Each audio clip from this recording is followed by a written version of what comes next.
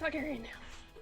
Hello and welcome to our Game of Thrones tabletop role-playing game After the Fire by Greenmont Publishing. We've been playing this for a good long while now, and we are back with Season 3, Episode 4 of our campaign, To What Dragons Desire. You may notice a dragon has joined me tonight at the illustrious, beautiful, elegant visage of Greg from Grimjack, from Tales from the Grim, another beautiful channel here on the Twitch. How are you doing, Greg? I'm ready to go. I am. I'm terrified. This is an incredibly daunting show to jump into, but I'm ready to rock. Let's make our magic. I am so happy to have you back. It is phenomenal. We tend to do a lot of our talk at the top. So what have you got going on? I have caught some of the BioShock stream because let me tell you, if we're talking about guesting, BioShock is like my all-time favorite video game. Legit. I've been checking it out. It's been so good. Makes note. BioShock. Okay. No, yeah, it's a lot of fun. We're gonna run several little kind of 3-episode snippets of people that are experiencing Rapture for the first time as invited citizens. It's a lot of fun. Hot Flakes Tom was on it. We had a lot of fun with that, playing well, let's just say she ended up with a tea shop, and it was very, very nice. But no, you got out his Monty Python Nan voice, right? You did. But fun, just, Grimjack21502 on the Twitter. I'm here to play a little bit of GOT, a little bit of Targaryen magic, a little bit of intrigue. I'm suspecting foul play, but we'll see something. Let's have some fun. I just can't wait. I want to play this. Let's do it. He says foul play, marching south with an army. Sure. And he is about to meet Marcia Greenmont. Charlie, you're back with us this week. Hi. How has your week been? I've had most of this week off. It's been really weird because my Tuesday show is currently on a little bit of a break because 2 player characters died and we're sorting some stuff out. Wednesday, Susie was working, so unfortunately no Zweihander this week. And then I've had this to look forward to today. But Monday we did play Crownlands, and that was a lot of fun. It was the first week though where I was kind of like, ugh, I didn't nail that one thing I wanted to do. But there were some good bits in it that I did enjoy a lot. I liked Adeline and Jamie going on a journey down a secret passage. Surprised me with that owl. Legit surprised me. Yay! Because that campaign's relatively new and we're still kind of learning, especially with our new modified rule set. So I'm kind of slowly trying to introduce bits of the mechanics so we can all learn it together and not all in one massive chunk. And so we had a bit of a combat scene, and the owl was spooky shit. And I'm very excited. And I got to haunt my best friend with the stranger. So I mean, who doesn't enjoy a bit of menace? It's freaking creepy. That's all I'm going to tell you. And then today I had a really great conversation with Millie about Tala. And so we'll be finding out what happened to Tala, I think, on Monday. I think, fingers crossed, and the builders don't cut anything important in Millie's house. Yeah. We'll have Tala back on Monday, and we'll find out what's going on. Just leave the internet cables where they are. That's all we need. Should be there with some of her asbestos and a mask and stuff. Oh dear. Alrighty. Well, we're heading over to Susie next. How are you, friendo? I'm all right, but yeah, I've been driven to drink by this campaign and the Crownlands because, as Rafa mentioned, my best friend is taunting me with a stranger, both online and offline. So, this is so good. Just sending you weird, creepypasta images and stuff. Well, honest to God, right? The other day on the Encounter Roleplay Discord, which you should join because it's a very fun place, she's posting these pictures, right, of adorable children. And she's like, oh, here's Esther trying to sell a cow as a pony when he's a little boy.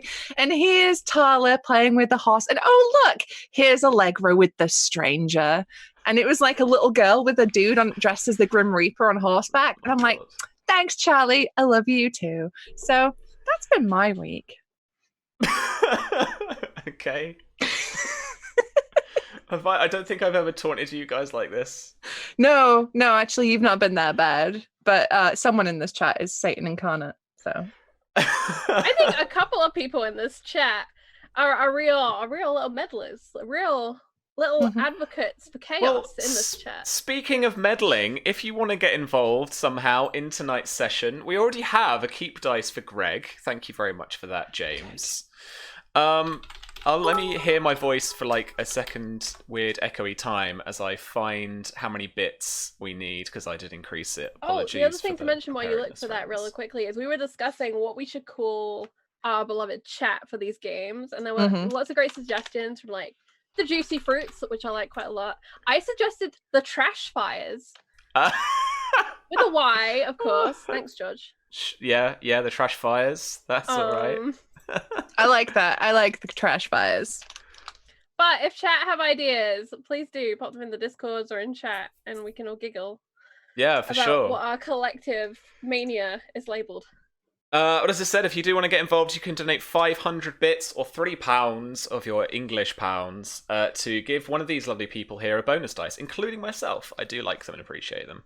Or you can donate 800 bits, which is £5 of your English pounds, for one test dice for somebody, which is good. So basically, if you're new to the game is a D6 based roll and keep system. You roll a load of D6 and you keep some of the best based on your stats. That's basically it. So if you want someone to have a dice that they keep at the end, then give that I think it was 800 bits a good shout as well.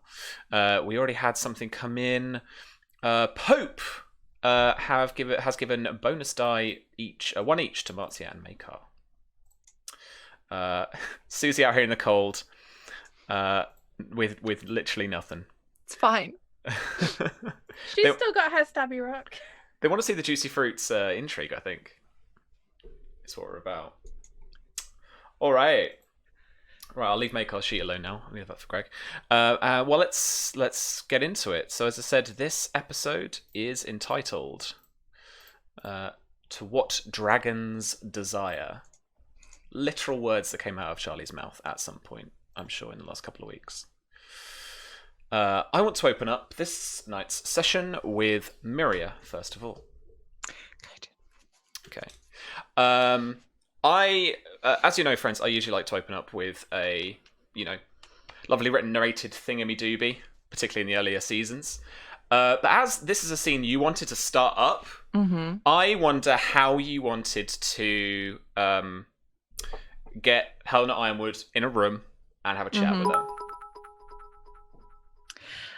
Okay, so I figured it would be funny and good if it was there's like an afternoon where everybody's just kind of like sitting around. It's probably really fucking hot because it's the middle of summer in Dorne, and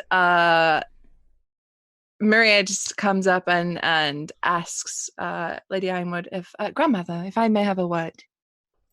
Kind of what else is there about the scene? Because unless you want to take her somewhere else. Yeah. What this could do for you is it could get you some kind of environmental modifiers, basically. So some little bonus DR, bonus composure, bonus intrigue defense, or like a bonus to your techniques, certain techniques. Yeah, for sure. So I definitely want to take Helena away from like the space where she's comfortable right now, because she gets her own little. She's probably bolstered there. Sure. So I imagine it was maybe just like in one of the sort of like relaxation rooms we have. And then might be a couple of members of the family in there, especially if you're entertaining. We've got the royal guests. And Mary wants to like take her away from that room into a like quieter room, or even down to where her quarters are. She just want to take her away from it's somewhere safe and quiet where she knows she's not going to be disturbed. Someone with Daira. Yeah. Sure. Okay. So you can absolutely do that. I don't think we need to roll for that because I like that. I imagine the two of you chat kind of small talk for a bit down the corridor until you eventually get to your what are your kind of temporary chambers here while the royal guests are in visit.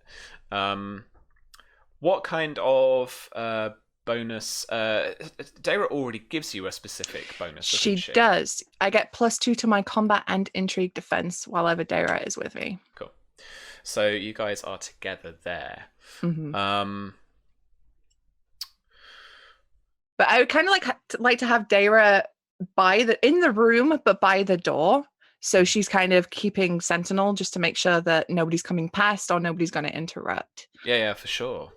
Yeah, so you've got that from a kind of like supporting character. Which would you rather have for the evidence that you have? Would you rather have a technique bonus or a composure bonus? Ooh, I think a technique bonus. Sure. I reckon convince is probably the closest, as this kind of evidence-based stuff. All right. Cool. As you are approaching her, I will also actually let you go first. Okay. So I imagine to get her out here, she's like fed her something that she's not immediately come up to and gone, I need to tell you something. Like, I got some serious juice on your boy. You know, she's maybe been like, I need your help with something womanly that only another woman could, you know, that kind of just get better, you know, like that. Right, yeah. Make it as awkward as possible. So if anybody was thinking of coming, you know, they'd be like, wait, don't want to know about this. For sure.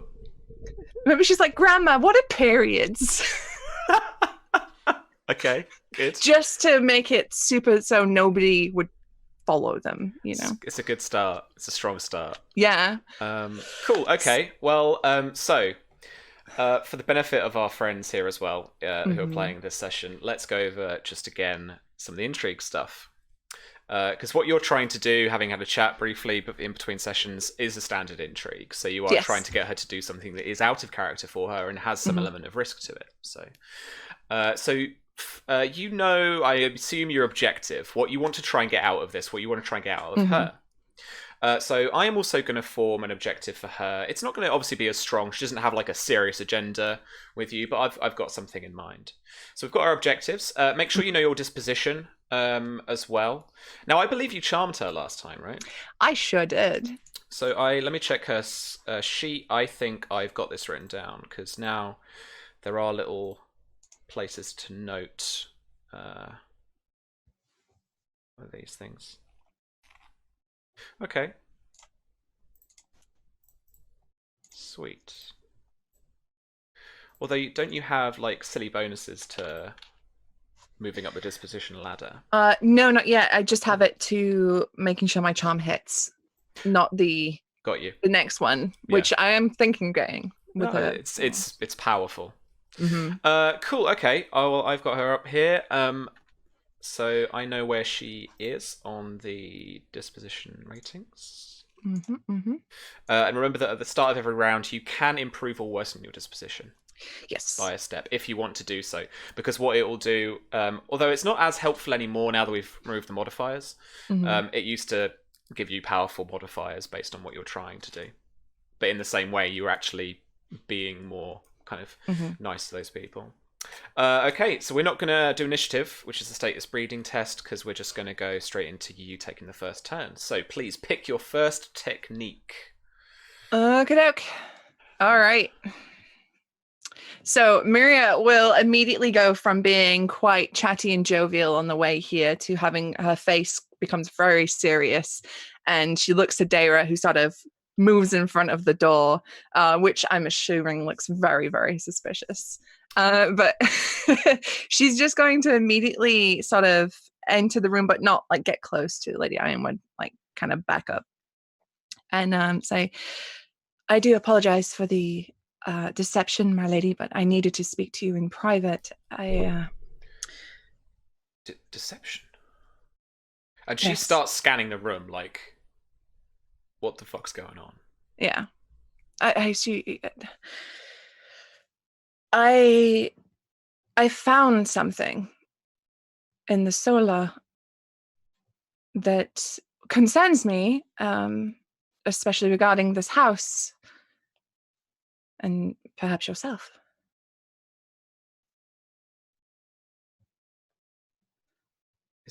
How is this somehow to do with me?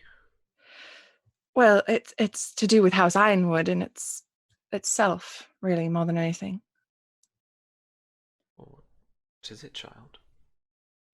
I found evidence that perhaps this marriage between Horatio and the young Lady Jane, and this new friendship between House Martell and House Ironwood is motivated not by peace, but by personal greed and personal advancement. She looks visibly shocked, and doesn't say anything for a few seconds. And then she kind of holds her hand in her hand a little bit and strokes her temple and goes to sit down on your makeshift bed. Mm-hmm. That is actually my action. So if whatever you want to do here, what is your action? I am attempting to convince her. Cool. So an influence. Yeah, Straight it's up an influence. Yeah. Cool. Okay. So attempt the persuasion convince. with right. a +1 bonus to the.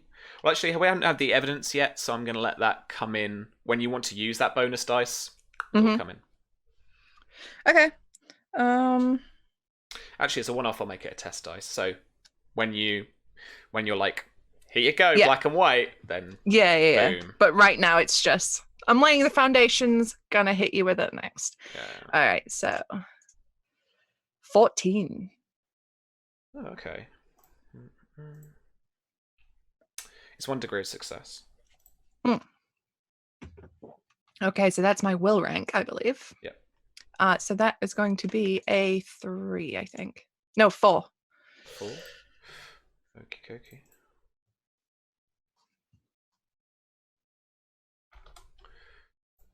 Cool. All right. Oh, I got a 6 in there. Oh, it's not double her intrigue defense. No, it's not. No. Yeah. I just remembered we do crits now. Yeah, we do intrigue crits now because they're fun. Mm-hmm. And Sam likes a nice homebrew. Cool. Alrighty. Okay, so second round, you can move your disposition up and down if you want. Mm-hmm. And new technique. And then once you've chosen, we shall have another exchange. She is sitting on your bed, not looking at you at the moment as she rubs her temple. What do you mean? I found letters between the prince and Horatio that speak of a deal, an arrangement they'd made of a rather extensive dowry that was paid to Horatio for the young Lady Jane. And then she goes to move, and I think she stashed them. Where she stashed them?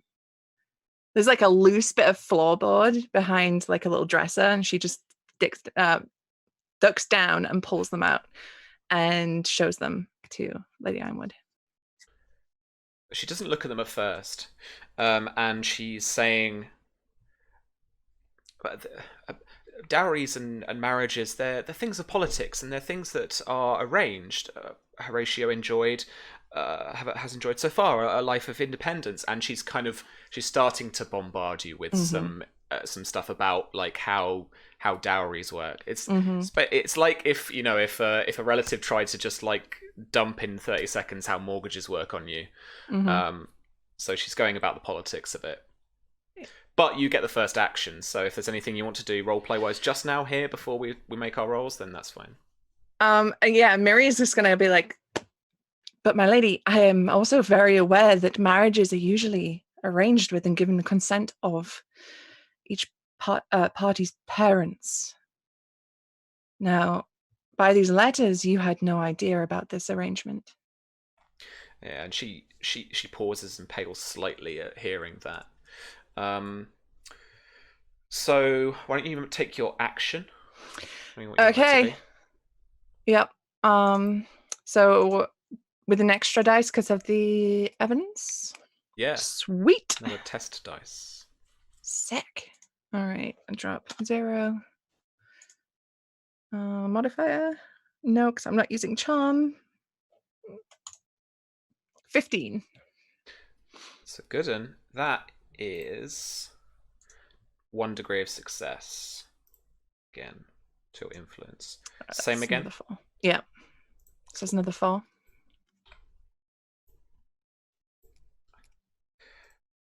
Yes, but you are new to Dorne. It is not unheard of for a child, especially an adult heir, arranging their marriage depending on where they want to position the house at the time. And she's giving you this fast talk, so I'm going to roll against your passive cunning to try and lose your cunning rank from your intrigue defense. Okay.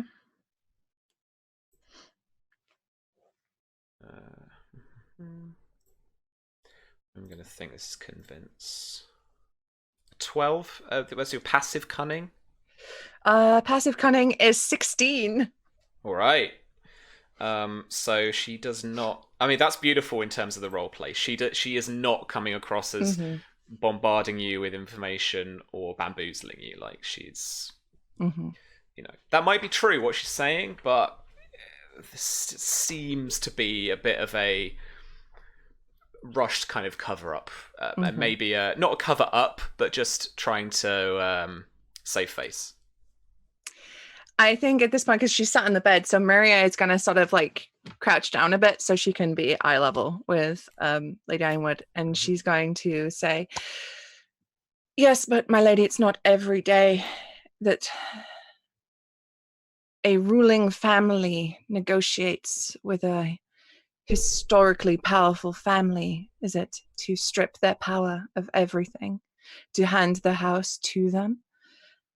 I may be young, but I have seen the game played, and this is a play." Salt to the. What are these? What does it say? She actually like hands you the letters, and you can see tears slightly begin to well up in her eyes as she doesn't actually want to read these things. So you are going to have to give her the information. Oh man, and we've had a big donation from Don of 10 quid. Oh, once it updates. Oh wow, that was old. I've gone to all the old stuff. Where are we? No, yeah, Pope did that. But I had Don just give us 2 dice for the rightful Queen of Dorne. Oh, let me So that give would you... be Princess Daenerys Targaryen, no? traitor. Right? So not to marry at all. Okay, yeah. I see you. You got 2 test dice, mate. So you got 3 at the moment stacked up in your little window. So yeah, lay it on thick, and she is listening. She is not looking at you. She is bent over on your bed, and you have these letters. I think Maria just reads them to her and reads especially she lingers on the stuff that's particularly damning. Let me try and dig up the summary again, because I didn't write these out, but I do have like what they're about. Give me 2 ticks. Is there anything else in between the letters that you'd maybe just want to say, or just want to like press home to her?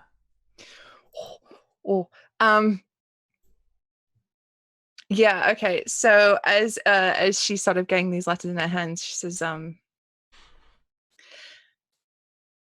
understand that House Ironwood is in a particularly strange position at the moment, with an heir that is, by all means, exiled, and one that has declared himself as an heir. This seems to be the friendship of Horatio and Prince Myron in an attempt to keep Oliver from what is rightly his. As you can see by this part, it seems the Myron knew about Horatio's use of the poison at the tourney, which was a disgraceful act." And Maria like spits that last bit out. She's like genuinely pissed at that bit. Poison at tourney? Did you not know? Which tourney? At the tourney of Mara and Alistair Oakhart celebrate their wedding, Horatio and Oliver rode against each other. Oliver beat Horatio in the joust, unhorsed him. Horatio called for his spear, which had been tipped in poison. He tried to kill him. Oliver called for Horatio to be sent to the wall for this dishonorable act, but somehow he ended up in Sunspear, married to a Martell. Marin Martell was there at that joust. He witnessed it happen. Oh, she looks in absolute disbelief at this. 1,000-yard stare goes through you, as cold as any winter breeze. A long memory now, a far away memory now.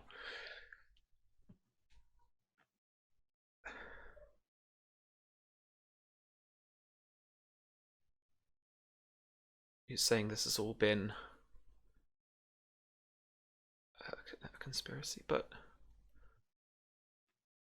why would you dig this up? What part have you in this? You want Oliver's daughter? I may not be his daughter, but he raised me and cared for me, and I him. And he will be back. She stares at you hard. You want to take your action? Yeah, I'm gonna hit her with all these bonus dice. They're all test dice, mate. Oh, okay, all right. Okay, so I'm gonna incite her this time rather than just convince her. Like I'm like, yeah, this is what this is. Yeah, no, yeah, for sure. This is the come join the cool kids. Okay, so how many test die do I have? I have 3. 3 whole ones. Oof. And this uses persuasion insight. I'm gonna use 2 of my test die. So I'm rolling 5, dropping none. Do I have anything to insight? No. Oh, does she have dutiful? That's a good question. No. Oh, good. Okay. Here we go. 14. Oh my god. Maria, please. That's a 14. That is a 14, isn't it? Mm-hmm. Oh. That is 1 degree of success. Cool. That's my cunning rank this time, which is still 4.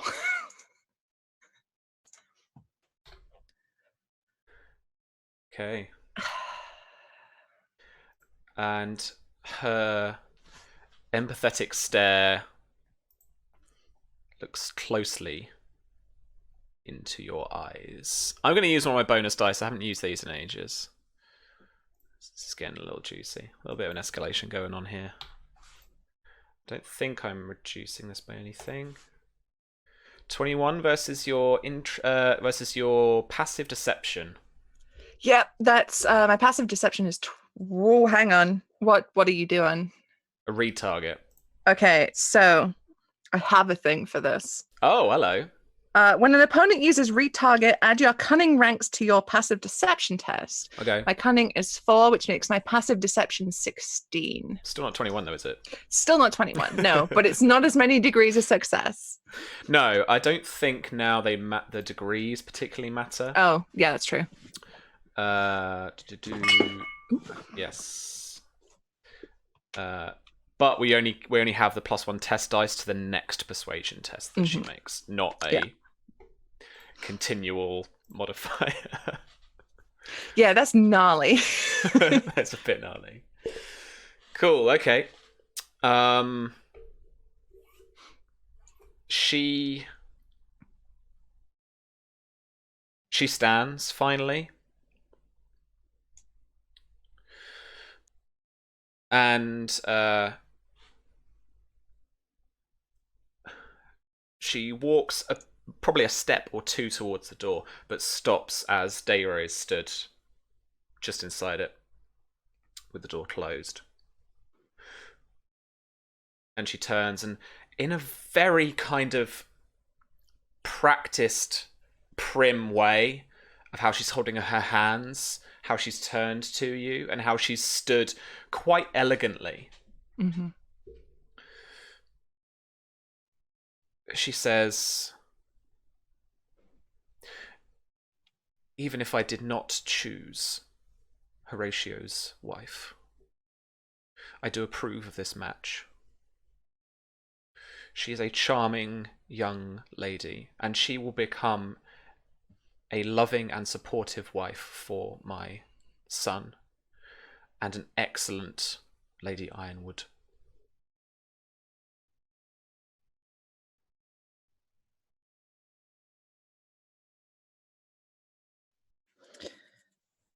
So Maria takes a couple of seconds to read that, to see her face. And she says, there won't be a House Ironwood in a few years. Don't you see what's happening? Horatio has sold everyone and everything down the river for what? Some personal gain? The history of this family will be lost. You'll become servants to the Martells. And the title, the Blood Royal, that history, that pride will be gone forever. It may have escaped your notice, but we are lieged to Prince Martell and his family. And we all must find our place in these 7 kingdoms now. I am pleased for Dorne, and I am pleased that it has now found its place, become united. This continent has one kingdom. Of course there will be change. I would expect my generation to be more resistant to that than yours. This is your new world. I have had my time. What's your action, Susie? Ooh, okay.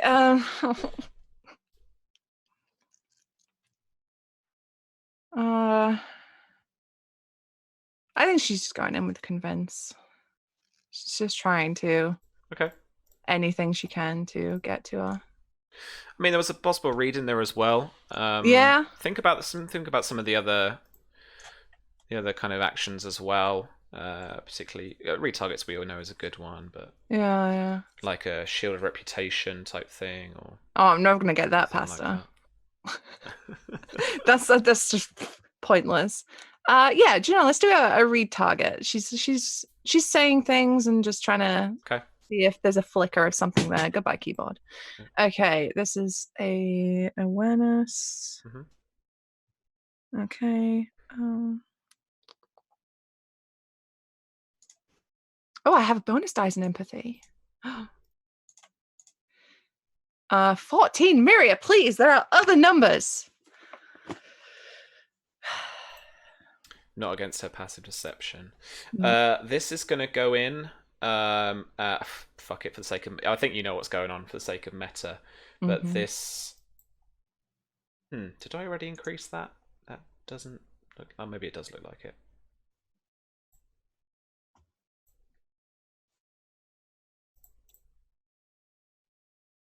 Sure, let's say that I've already done that. Oh. 11 versus your intrigue defense. 11 is not gonna do it. Oof. All right.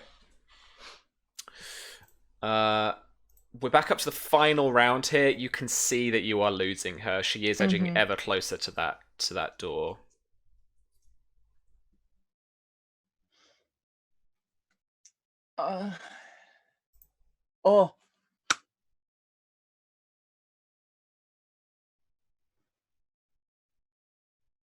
So she steps forward and her face is genuinely, she's showing that hurt and upset on her face. And she says, you know, when I was a girl, Oliver would tell me stories of home, and he would tell me how much he missed you, missed his sister, how much he longed to be back and to make things right. And yes, he may have made a mistake. Yes, he may have upset the prince. He has paid dearly for it. And now he wants to make amends. He wants to make things right. Please, just give him the chance. And she's hitting her with the full puppy dog eyes. She's going for the full, like, whoa. For sure.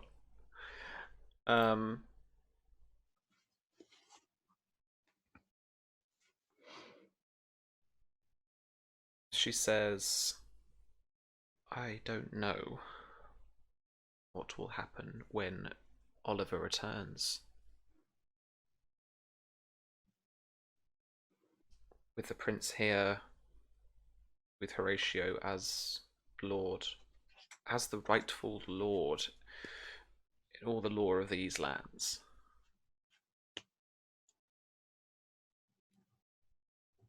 Maybe it best that when he return, the two of you depart. Maybe go back home, or maybe seek the forgiveness of the Iron Throne. I don't know, but your fight is not here.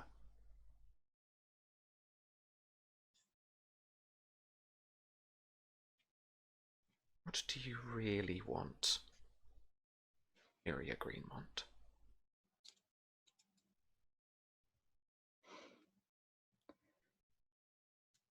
I want to repay my debt. In whatever way that takes. So wherever Oliver is, I will be. Whatever Oliver wants, I will want. And together, we will achieve it. I hope, beyond all hope, that you will join us. Join you in what?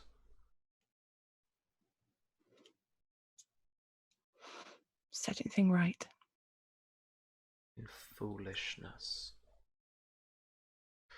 Alright, let's make some rolls. Oh, that was fucking juicy. That's a bonus dice right there. Yeah. I vote for a bonus dice for Sam for your next roll as well. So. Alright. Okay.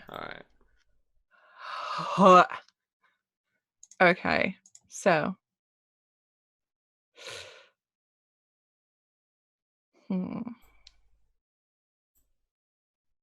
just going to straight up influence with convince. Gonna use that last keep die that I have. Oh, alrighty. So I'm going up to 5. Oh, that's my keep dice. Dropping 1. Come on, Miria.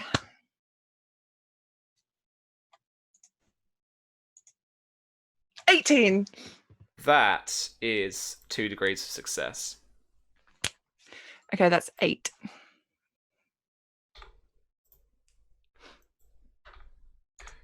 Okay. Oh, what's James giving me? Have fun. I think that's a bonus dice. Yeah. Whose side are you on, James? I low-key want you to succeed here. I think this is really cool. So she is going in with that convince that what you are doing is foolish. Mm-hmm. Oh! 2 6s. Is that double? That's not double your intrigue defense. No, okay, it's not. We're good. Right. 21 against your intrigue defense. My intrigue defense is 13. So 2 degrees of success. Mm-hmm. And the convince is the will rank, which will put it at 8. Ah! I'm fine. All right. It's like the dice knew, man. We were going for it. All right. Let's try and wrap this up this round. Okay. So what's your opening gambit? She's just said foolish at you. Mm-hmm. I mean, that's been felt, but she's like... Uh-huh. You've seen how she's reacted to Oliver. This Yeah. whole, like, you talking about Oliver. Mm-hmm. She, so Miria says, it may seem foolish, but it is just, it is right, it is honorable. It is what a true Ironwood, what Oliver would do. He would not sell the family for personal gain. For the first time, she looks at the letters.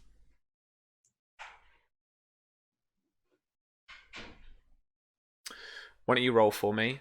It doesn't work in the meta, but she's going to consider. Okay. I think all right. that plays to me in terms of the narrative really well. So that's what she is going to do. I'm just down to 3 dice. Come on, Miria. 11. It's not her intrigue defense. Mm.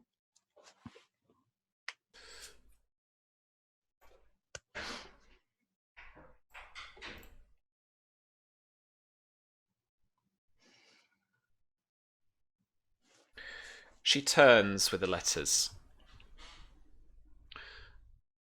She turns to go. And she steps in front of Daemon. And there is a moment here that I want to narrate. I'm not going to, because where you are in the intro, I'm not going to land you in it, but you hear a little exchange between her and Daemon. Helena say, I scream once and the guards come running. And the both of you will be in very serious trouble. But Daemon says a couple of things to her and manages to rip the letters from her hands as she quits the intrigue. The repercussions of which you won't know just now. You were so close. That makes it worse. Yeah. I think Miria just collapses on her bed. She's like, oh, fuck. Daemon folds up the letters and then puts them back onto the floorboard.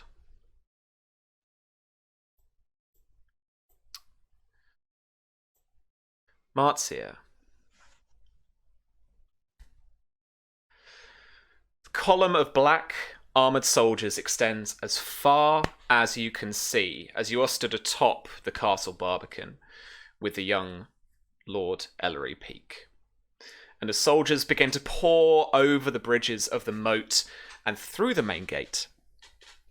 The two heads of Peake's failed sergeants at arms loom over the incoming guests. As Prince Makar passes under the main gate, he peers up at those two tar-covered heads, studying them for a second on their spikes, before seeing past them towards you. And he regards the both of you, you and the young Lord Peake, with a guarded stare. As you descend the steps of the barbican and emerge out into the courtyard, Makar is dismounting from a strong, tall courser, its coat as black as his grace's armour, adorned with the 4 red dragons quartered on his chestplate. Fully armed and armoured, he stands as tall as you remember, surrounded by scores of loyal Targaryen soldiers, armed head to foot in black enamelled plate armour, edged in red, and sporting the 3 dragon heads and a pair of wings on their helms. Flanking Makar to his left stands Sir Gawain Corbray, head to foot in white, from his armour to his cloak and shield, a Kingsguard bodyguard to his prince.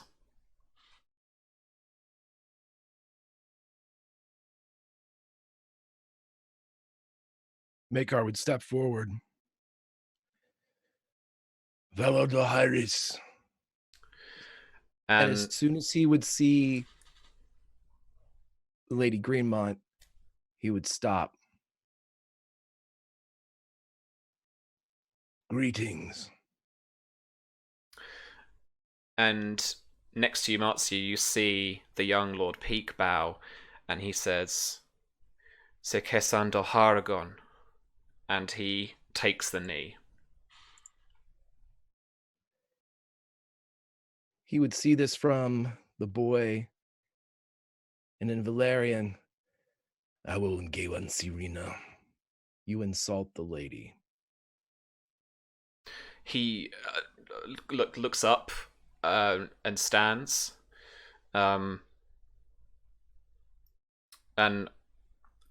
asks a few confused words in Valerian again, and then switches quite quickly to the common tongue. I am sorry, Your Grace. I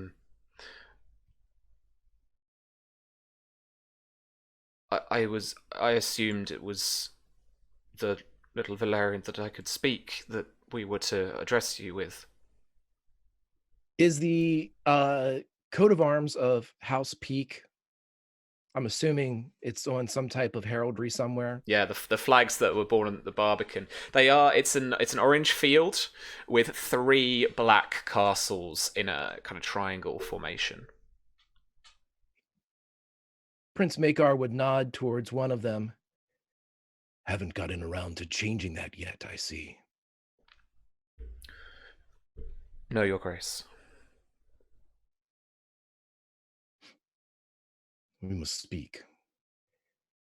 Lady Greenmont, would you accompany us?" Of course, Your Grace. And Greg, where do you lead them? Whatever passes for a grand hall or a seeing chamber in this shithole. But as soon as he walks up to Lady Greenmont, he says loud enough for anybody in the area to hear, "I received and appreciate your letter." I'm glad, Your Grace. I was on my way to visit you at Summerhall with news. Seems fortunes have crossed our paths. "Indeed. Shall we?" And as he would lead in after the announcement of the letter to the shithole viewing chamber. You head into what you would consider to be a fairly modest great hall. It's fairly still quite large in size, but very first men in architecture and construction. Very square architecture. And it is made of there's a kind of pink sandstone almost about it. In terms of its colouring. At the very end on the dais is an ancient stone chair, or perhaps throne of the petty king that might have been the ancient Peaks in the time of Garth Greenhand. But above it, juxtaposing that, is a stained glass window, circular, that backlights the throne and contains the 7-pointed star, with in leading and some not very intricate but fairly detailed little kind of drawings of each of the gods. The Targaryen guards fill the hall here, along each flank, essentially, as you head up and are very welcome to take the seat at the dais. Makar would not take the seat, but he would walk behind the chair to the stained glass and look out and see some of the, translucent reflections of exterior items, whether it be a bird in flight or something that's just more shadow than image. But as he would turn, he would allow the light to backdrop him. Nice. "Do you speak for your house?" Your Grace, I am regretful to inform you that I am now my house, yes. My late father was killed at Vulture's Roost. Almost as foolish as joining a rebellion.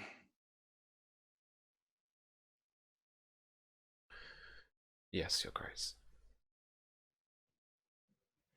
And what of the other lords that decided to ride without permission, to gather host and take to field, to start war without liege lord, prince, or throne, knowing any better? Lords Tarly, Lord Oakhart. I cannot speak for them or for what they are doing now. My Lady Greenmont is here with us. Thank the gods. At least someone that respects the throne is inside these halls. Your Grace, if I may speak. You do so just as because I had a thought in my head. You say that just as like Ellery steps forward, and I can imagine there's that kind of those eyes like what are you doing, and you see him unsheath his sword, and you hear this like army almost like military boot like clomp as 100 spearmen or personal guard swordsmen all like start drawing arms, holding spears. But the next thing you see is Lord Peake down on one knee, holding his sword and offering it to Prince Makar, who is at a distance, to be fair, a good 10-15 feet or more. Without any, even though I'm going to go to hell for using, and even though this is beneath him, he rolls his eyes anyway. He just looks over at Lady Greenmont. Your counsel would be appreciated in this bizarre time. Lord Peake has been most generous and accommodating of myself and listened to the truthful word that I brought him. It is, to my knowledge, that Lord Oakhart, young Lord Oakhart, and young Lord Tarly made for Highgarden, although I am not sure if that was their final destination. That was the direction my men saw them flee in when we removed them from Greenmont lands. Excellent. Perhaps they will meet my brother. He rides for Highgarden.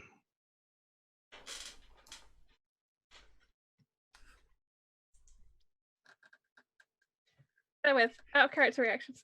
What? Back in character.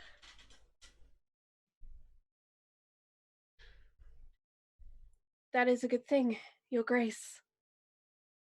Is it that the hand of the king must come here to the Reach to dust up the dirt that seems to think itself royalty, to think itself above its station? Two princes of the crown in one section of the Seven Kingdoms. I would say something is very amiss to warrant that type of attention. And I agree. Of course, Your Grace. It is a filthy conspiracy. It must be stopped. I couldn't agree more. A show of force, perhaps, a reminder that there is power perceived and power factual. Any boy can take to sword and hit the field, thinking himself a general. But those same boys wonder why their guts smell so bad and why it's so hard to put them back in. This is a fantastic time, as we have laid out our objectives, to start an intrigue. To start the intrigue. As we all just have to personally take a second at Greg's portrayal of Makar's majesty. Oh man, it's true.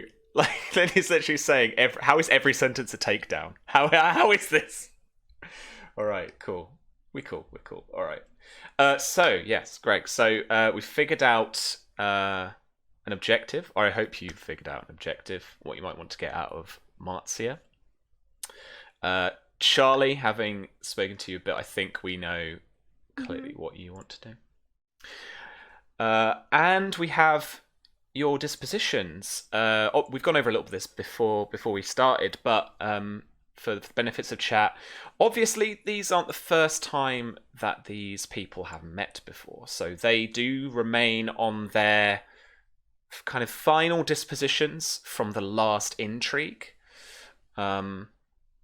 And we do have those. Remember that at the start of every round, you can improve or you can worsen your disposition by one step. If they've said something that is bad, or if they've said something that actually makes you like them more, then you can do that too as well.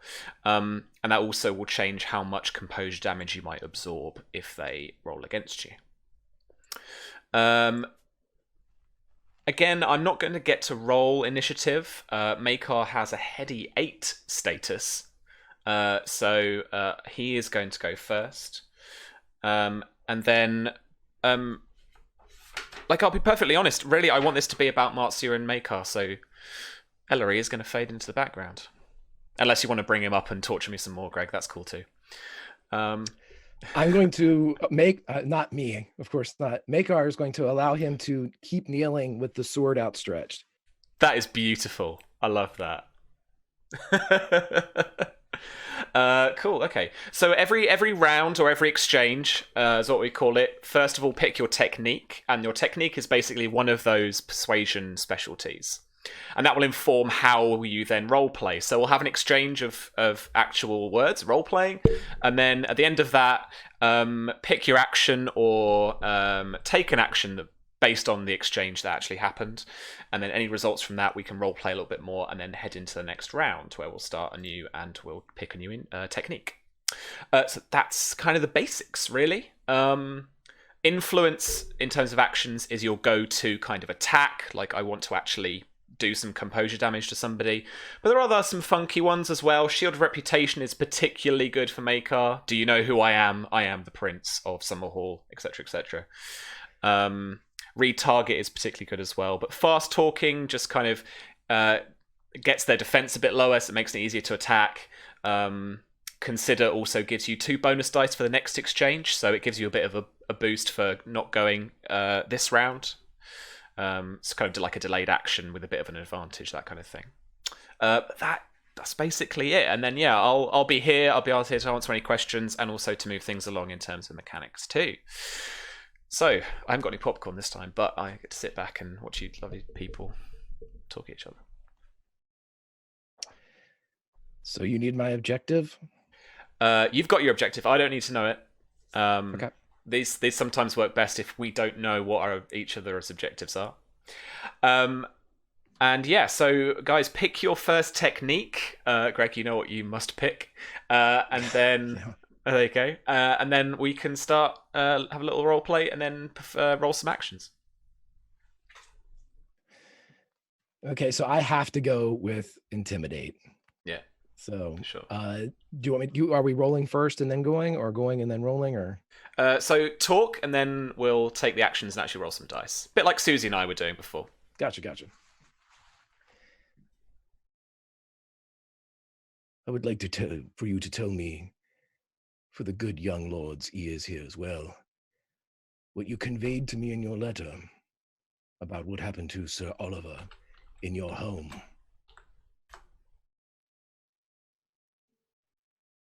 Of course, Your Grace.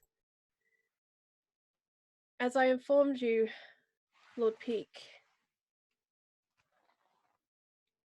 young Lords Tarly and Oakhart attacked my home with 30 armed men and proceeded into a feast hall, which was the aftermath of a hunt we had hosted.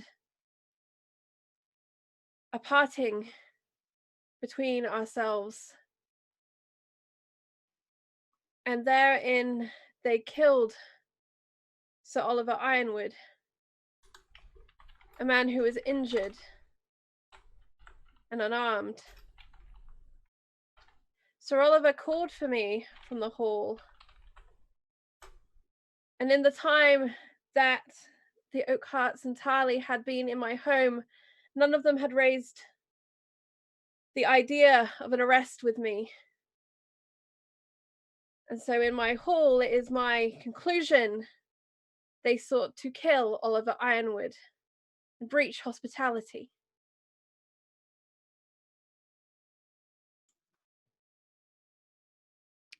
Did they say what his crime was? My lord, your grace, they accused Oliver, I believe, of conspiracy and murder. Conspiracy against whom? Murder of whom? I believe the murder of Lord Peake.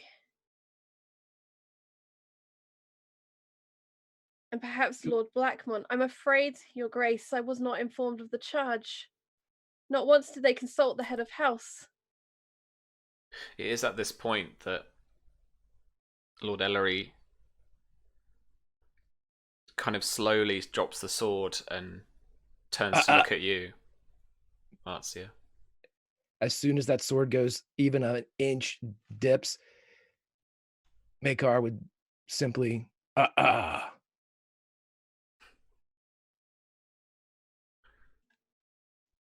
And he holds it back up after a second's deliberation.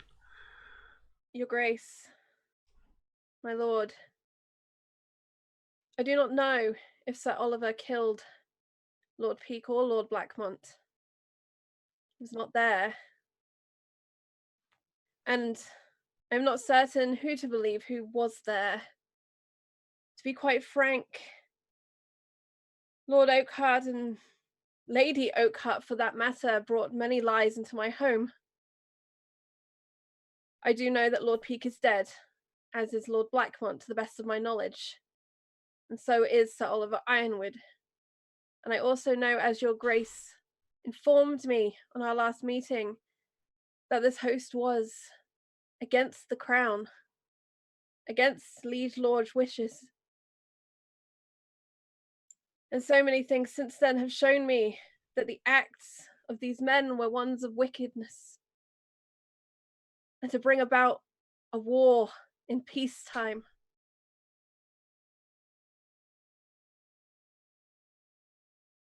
I agree completely. And I care not who Sir Oliver may or may not have killed in a theater of war that was not sanctioned by the throne. This is a schoolyard brawl. Shouldn't have been doing it in the first place. Okay, let's roll some actions to move things along a little bit. So Greg, have a look at the action list there under heading 6. Let me know if you have any particular favourite. Otherwise, influence, as I said, is your go-to kind of action. That's like basically like your attack action. Oh, Sam, until further notice, I am spamming Shield of Reputation. Okay. I think you might only be able to do it once. I know. That feels like right, but right until I cap out. Until I hit that ceiling. Okay. All right. Roll me a status reputation specialty dice. Applies test. Marty, this is against your passive will, so this is going to be actually a pretty high target number for the roll. 20. Yeah. Status reputation, no bonus dice unless I want. So you have 1 bonus dice and 3 test dice in your little window that you can just spend away like any other stream. Let's hold on to all that right now because this is the one that I sort of have to do. So I'm going to go ahead and see. No penalty. How's a 30? Yeah. So success. You will improve Marcia's disposition to you by 1 step. And we're back to affectionate. That's as high as it can go, Greg. Okay, there we are. Hurrah. And you have a bonus dice from James as well. The other Thank you, half of James. Black Cats. Ugh. Well, with our newfound affection, It's Marcia's action. Yeah, sorry. So I think actually Marcia was working more in that scene to control Peake than she was Maekar. Although she was towing a line with Maekar, I think she was trying to keep Peake calm more than anything. Okay. So I guess within game terms, my action would just be to mollify Peake. Okay. Sure. So I get to roll a formidable 12 persuasion test to heal my target's composure, equal to my persuasion rank. So I'll just roll that now.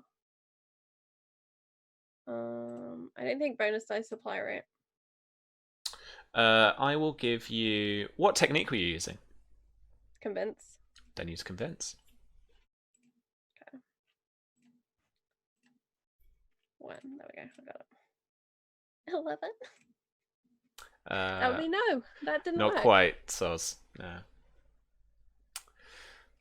Okay. So back up to the new round. You can lower or increase your disposition if you'd like. And then we're up to picking a technique again. And once you have that, to have a chat to each other.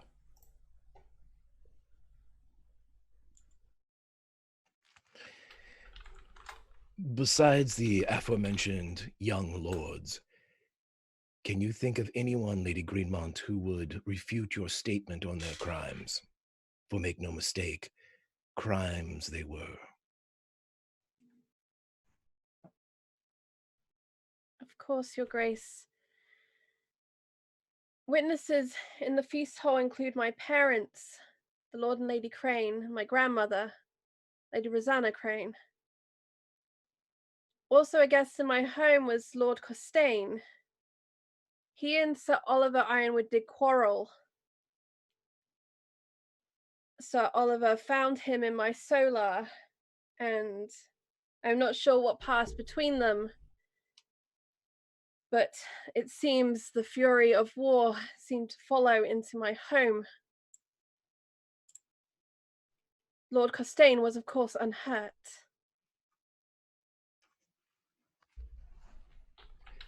Do you believe that the Lord Costain had any influence or perhaps any accord with the young lords in question? Not to my knowledge, Your Grace. Lord Costain arrived with my parents, and he did enjoy the hunt.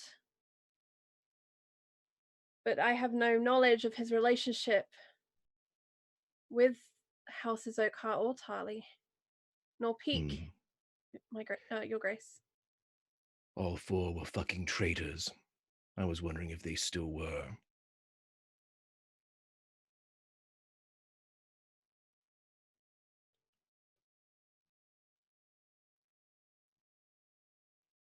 I was not aware of Lord Costain's role in the previous rebellion. But of course you're right, Your Grace.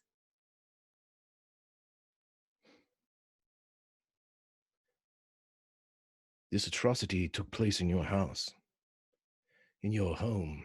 Someone who has proven their loyalty after the affairs of the rebellion were seemingly settled.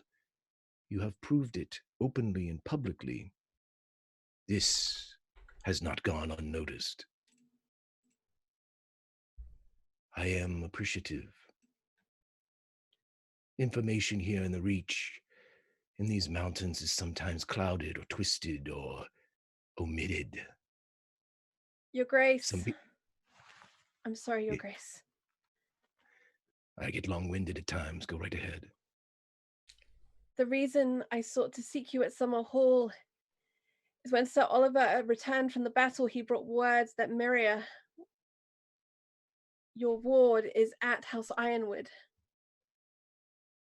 We intended to retrieve her, to return her to Summerhall. However, Sir Oliver's death somewhat impeded our immediate action. I left nearly as soon as I could. Your Grace, one of my men had been captured at Highgarden. Sir Oliver's squire. He also had the information that Miria is at House Ironwood. But he also brought word that a member of the house had overseen his interrogation.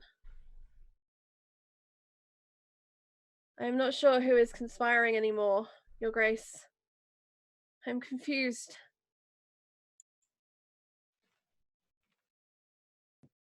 Understandable. Confusion at the end of peace is often very murky. So, I respect your clarity and know too that it is appreciated. Miriam will always be welcome at Summerhall. But I believe our two houses, Greenmont and Targaryen, should do more together. What say you, Lady Greenmont? Of course, Your Grace. It would be a great honor to be of any assistance I can.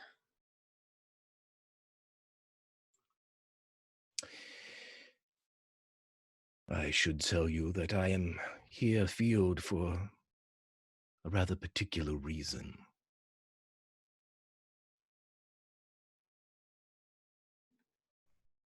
Can you guess what it might be?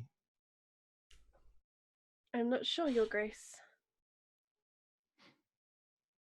Well, the one thing that is irksome to me is that this vulture king decided to call himself royalty beneath the banner of the Iron Throne, and felt that insult was so petty against my house that he took my ward. For that, whether or not Lord Blackmont lives, his house won't for much longer.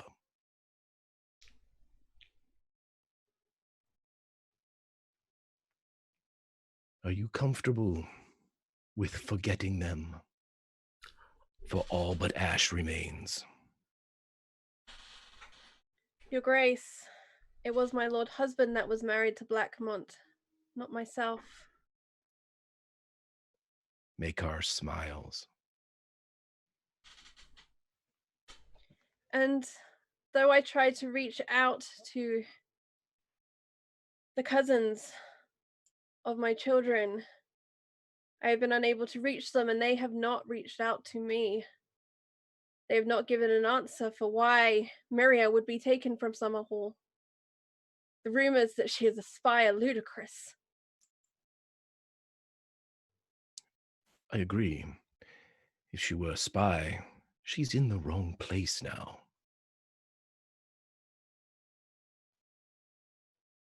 I agree. If she were a spy, she should be at Highgarden. My brother will handle Highgarden. The fact that 3 of the king's sons are here in the Reach is, again, troublesome.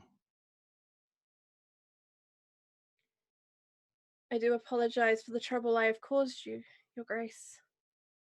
I'm afraid I've been terribly foolish, wishing to believe my neighbors had any honor.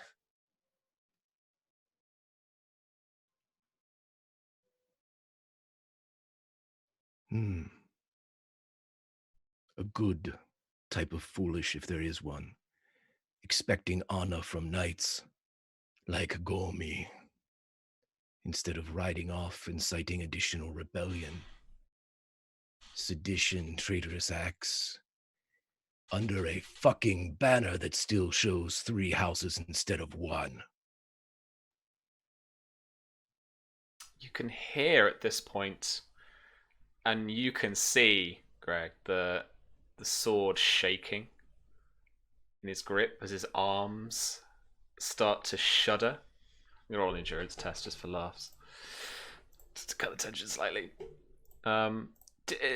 a genuine question. Did you want to roll actions, or did you just want to keep going? I guess more to Charlie. Yeah. I would like to. Let me double check what I'm doing. I think just I would like to roll the influence convince just to kind of ensure Marcia is making her attempt to convince Makar of her point of view. Sure. Regardless of whether Makar is in fact being truthful in his apparent belief or not. Yeah. If that makes sense. Yeah, for sure. Greg, you do get the first action. What would you like to do here at this point, or what do you think has been covered in the last exchange? If it requires, because Makar is agreeing to most of the points, except he has maybe a harsher flair on some of the descriptions, would convince probably be the best, just to, sure. So, yeah. Why don't you roll an influence for us? So this is a persuasion test using the convince bonus dice that you've got there. So all you have to do is click convince on the sheet. You've got 3 remaining test dice, 2 bonus dice. What did the test dice do? So basically, temporarily, it will change on the sheet your persuasion rank. It'll increase it by 1 for this roll. So it's an additional keep dice. You get an extra d6. Awesome. I'll do that. I'll use a test die for this one. All right. Just cool. So just chuck your persuasion up by 1 for now on the actual sheet, and then we'll drop it back down again. Just remember to do that. Gotcha. All right. Cool. I'll go back through and start it back up. I'll make the roll. 19. 19 against Marcia's intrigue defense. Her intrigue defense is 10. So that is just 2 degrees of success. Mm-hmm. Almost 3, but 2. So, Greg, what is your will rank? If I can find it. Should be at the bottom of the sheet there on the 3 page. So that is 6 composure damage. Take away the affectionate DR of 1. Mm-hmm. So that's 5. Marcia does have a big stack of hit points, basically. I remember. She spec'd up Will, right? Yeah. I had to for my WAG, okay? That's true. That's the weird thing. It wasn't for intrigues. It's because I wanted the WAG real good. That might have let something click there as well, Greg. Lovely. All right. So now, Charlie, it is your action. Yeah. So I think leaning into Maria is not a spy. Those people at Highgarden are really fucking shady. That's my persuasion convince. Nice. 14. So, Greg, that is against your intrigue defense. It might be on the second tab of the sheet. Top left. Which is 13. So 1 degree of success. So your will rank of 5 there, Charlie. So that is going to be 5 damage essentially to your composure, but you're going to absorb 2 from your DR. So that is 3. Reduce your composure by 3. Okie dokie. At the top of this round, if you want to move your disposition up or down, then do so. And we'll head into picking the next technique. And we'll get the next bit of juicy fruits. Over to you guys.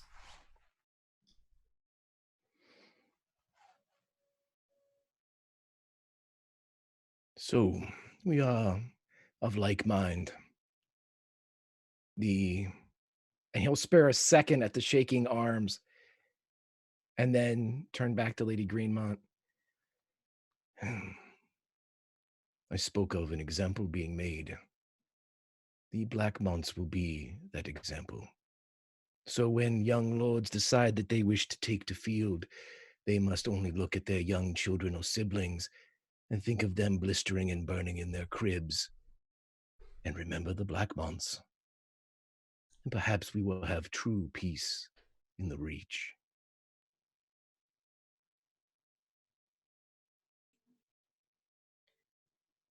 Your Grace, are the Blackmonts not bannermen for the Martells?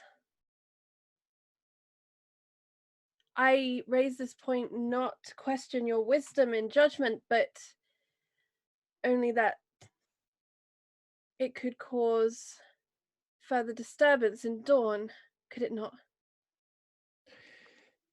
Well, I like to think of it that I am taking care of a great atrocity, an insult, a blemish on their house for having such devious minds, devious rats in their own home that would take up the name of king. This was not squashed by the liege lord. This was allowed. I am simply here to correct a mistake. I should be thanked.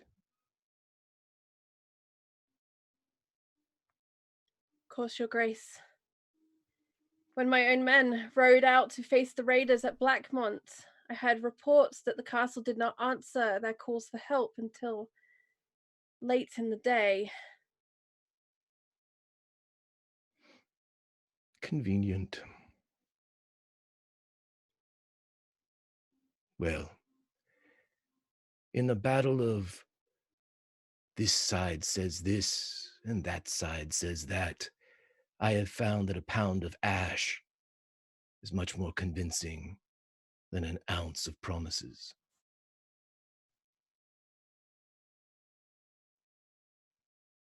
I'm sure Your Grace is well found in his conclusion. I will do anything to prevent there from being another war, Your Grace. As would I. That's why I've taken to field twice in as many months. It is why my brothers are here as well. All in the Reach to clean up the mess the lords have allowed to fester. This, I don't have to explain to you, is a hotbed, a trying location, one prone to acts of insult and insurrection. Every little bit of those that don't bend the knee fully needs to be displayed for the rest of the Seven Kingdoms. Stories sung. Banners changed. I said something similar to a disobedient man in my service, Your Grace. The gods will see a traitor's actions.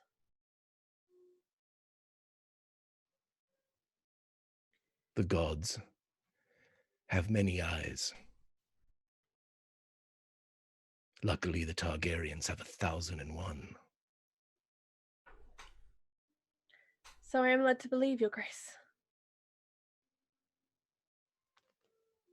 I am honored that it is your presence that watches me now.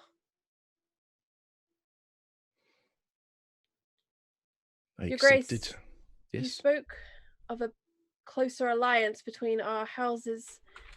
I wonder if I might ask what you meant.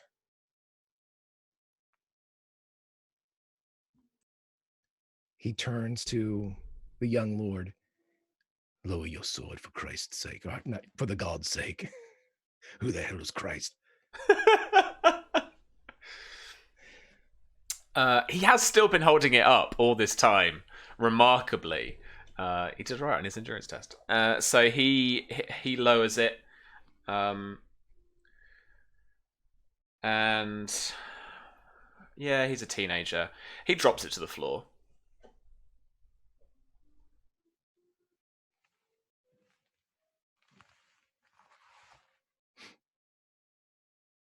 We'll deal with that in a minute.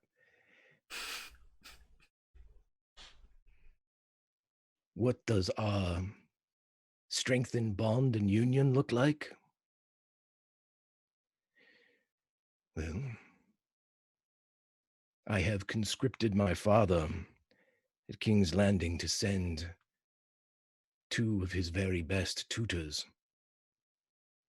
They will come to Fox Hollow, aid you with things that may have been omitted in your youth.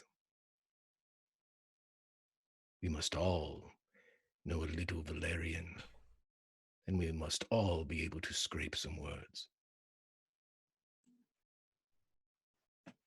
To your grace. This is most generous. Considering our last meeting, Lady Greenmont, I figured 1 was not enough. You seemed formidable. I believe 1 would be worn out. I promise to be a worthy student, your grace. I assure you, I can learn things very quickly. Of that I have no doubt. Beyond that, the elevation of houses that publicly support, honor, and strengthen the bonds of the crown, my house. You have been vocal. You have been a leader. This does not go unnoticed, nor do treasonous young lords who think themselves slayers of kings.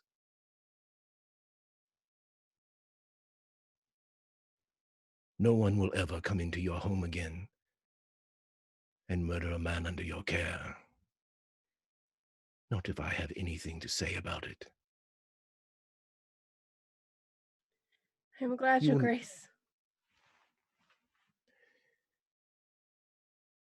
If you need troops, you shall have them. Enough to protect your home from 30 marauders.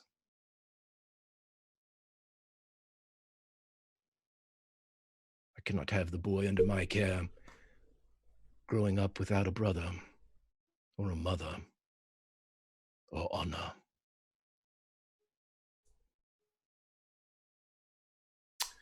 Let's roll some dice.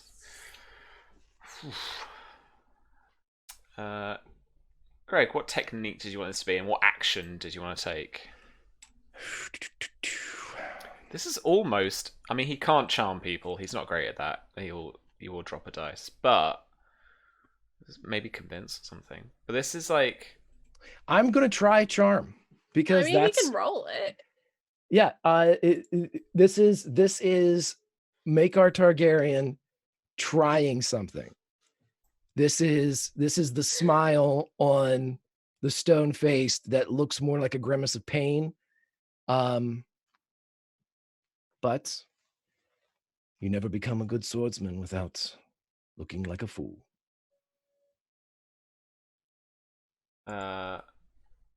Charlie, have you got something against charm, yes, though, right? I do.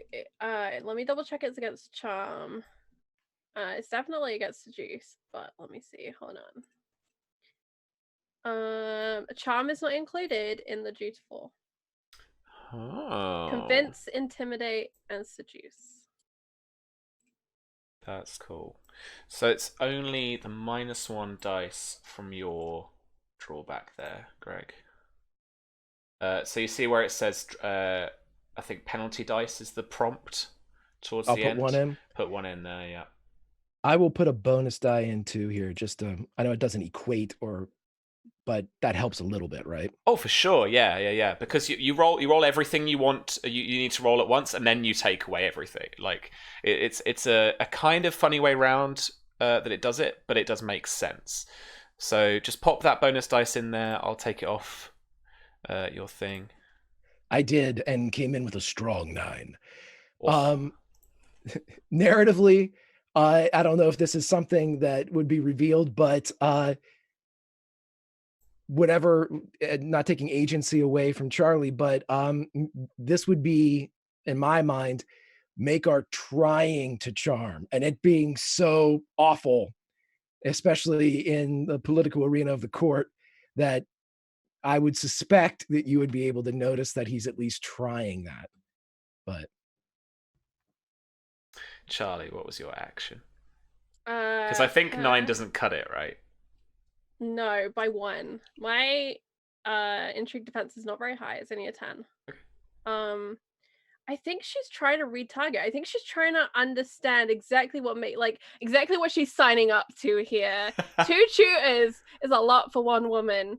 Although, if it turns out it's a genuine offer and he's being nice, well, hey, then he's being nice, you know? You don't look the gift dragon in the mouth too hard. And Herm just gave you a test die as well.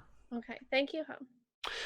So, Greg, this is going to be against your passive deception. So, your passive is your rank multiplied by 4, and it's actually a little number just in the corner of each of the ranks. So, 12. Okay, 12 is the number. All right, and I'm rolling awareness, empathy. I'm just double checking my drawback doesn't apply to awareness, empathy. Ooh. Don't think so. I have a -1 detour awareness tests from being haunted. And it doesn't say awareness notice, it's awareness tests. There you go. So you have 2 bonus dice and 2 test dice in your little window. Okay, I'm gonna throw my 2 bonus dice into this. Okay, nice. Both of them. Yeah. Okay, so I'm gonna be rolling, for people keeping track, I'm rolling a total of 5 dice. But I'm only gonna get to keep 2 because of my penalty and the fact I'm rolling 2 additional bonus. That didn't work. But I can see the roll. So I get to keep 2. I rolled an 11. Just shy. So yeah, you're still not quite sure what you're potentially signing up to. Weird. Did he just try and flirt with me? We're all wondering that too. Cool. All right. Pick a new technique and off we go again. I might start interjecting a little bit more at this point. But go ahead.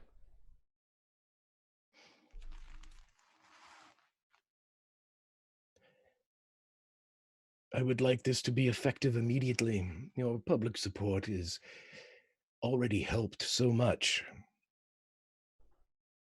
I'm not sure if the young lord here would,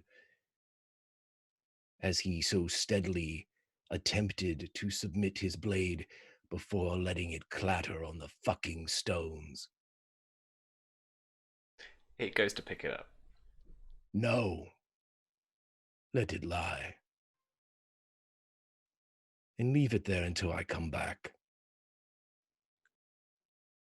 His lordship will not require a sword, your grace.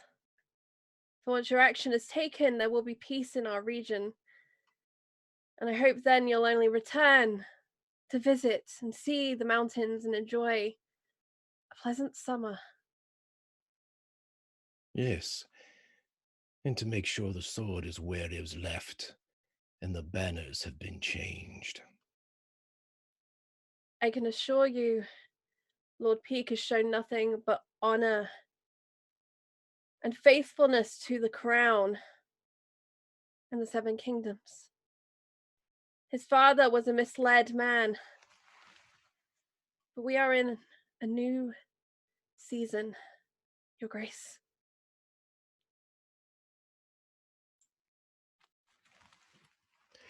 I have one concern. Gormy was a warmonger, but he wasn't known to be led by the nose. These young lords, do they possess such powers of persuasion to make one forget the crown? In your estimation, Lady Greenmont? I'm not sure where the talk began, your grace. Beyond Highgarden. Perhaps it was before that, I do not know, but I know that at my table, the persuasion was an effort to return Miria. And that they did listen as long as we were in line with their conflict.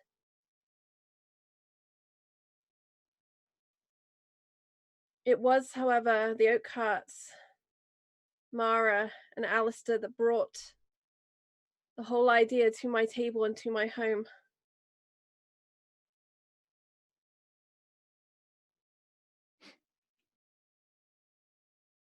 Perhaps they require a visit. Perhaps, Your Grace.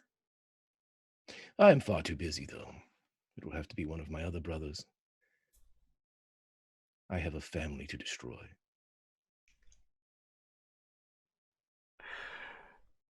All right, actions.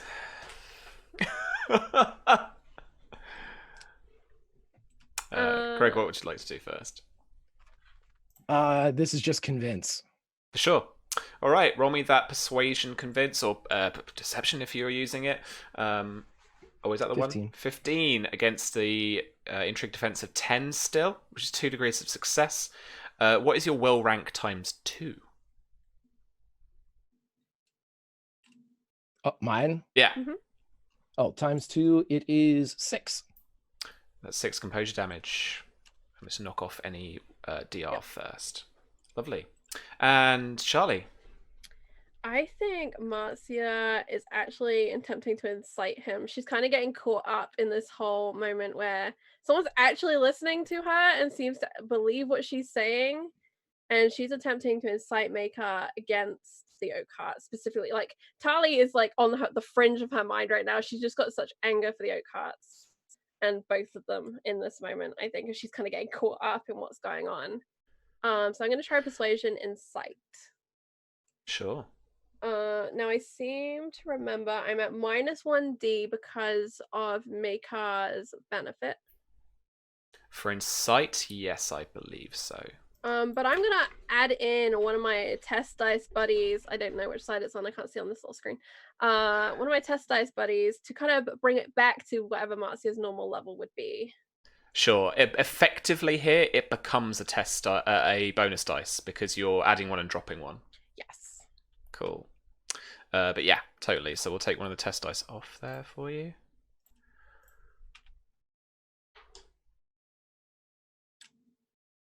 An 8. Don't think it's going to cut it. 8 is his status, so I know for sure that he's got higher intrigue defense. I didn't think it was going to do very much. Okay. It's not Marcia's strong point. No, for sure. That's fine. Okay. New round. Pick your techniques, and off we go.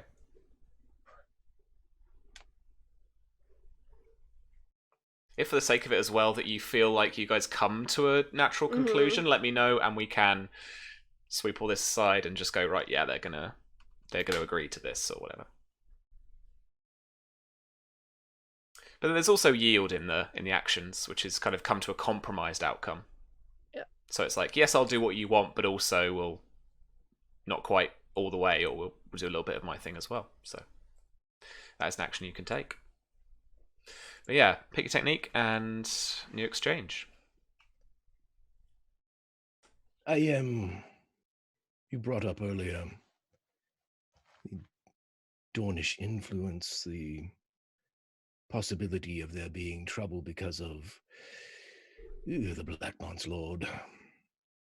I am curious as to the claims that I have heard Stormlander knights sent to Ironwood.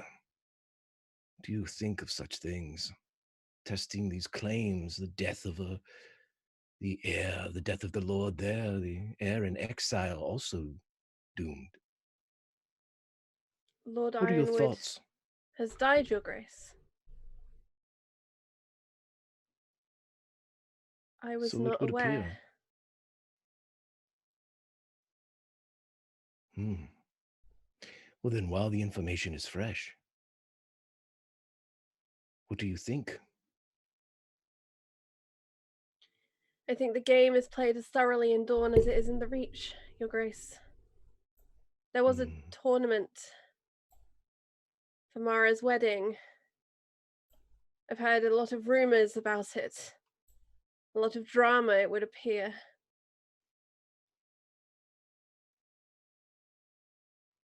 It's my understanding that Lord Horatio was meant to have been punished for his actions at the tournament.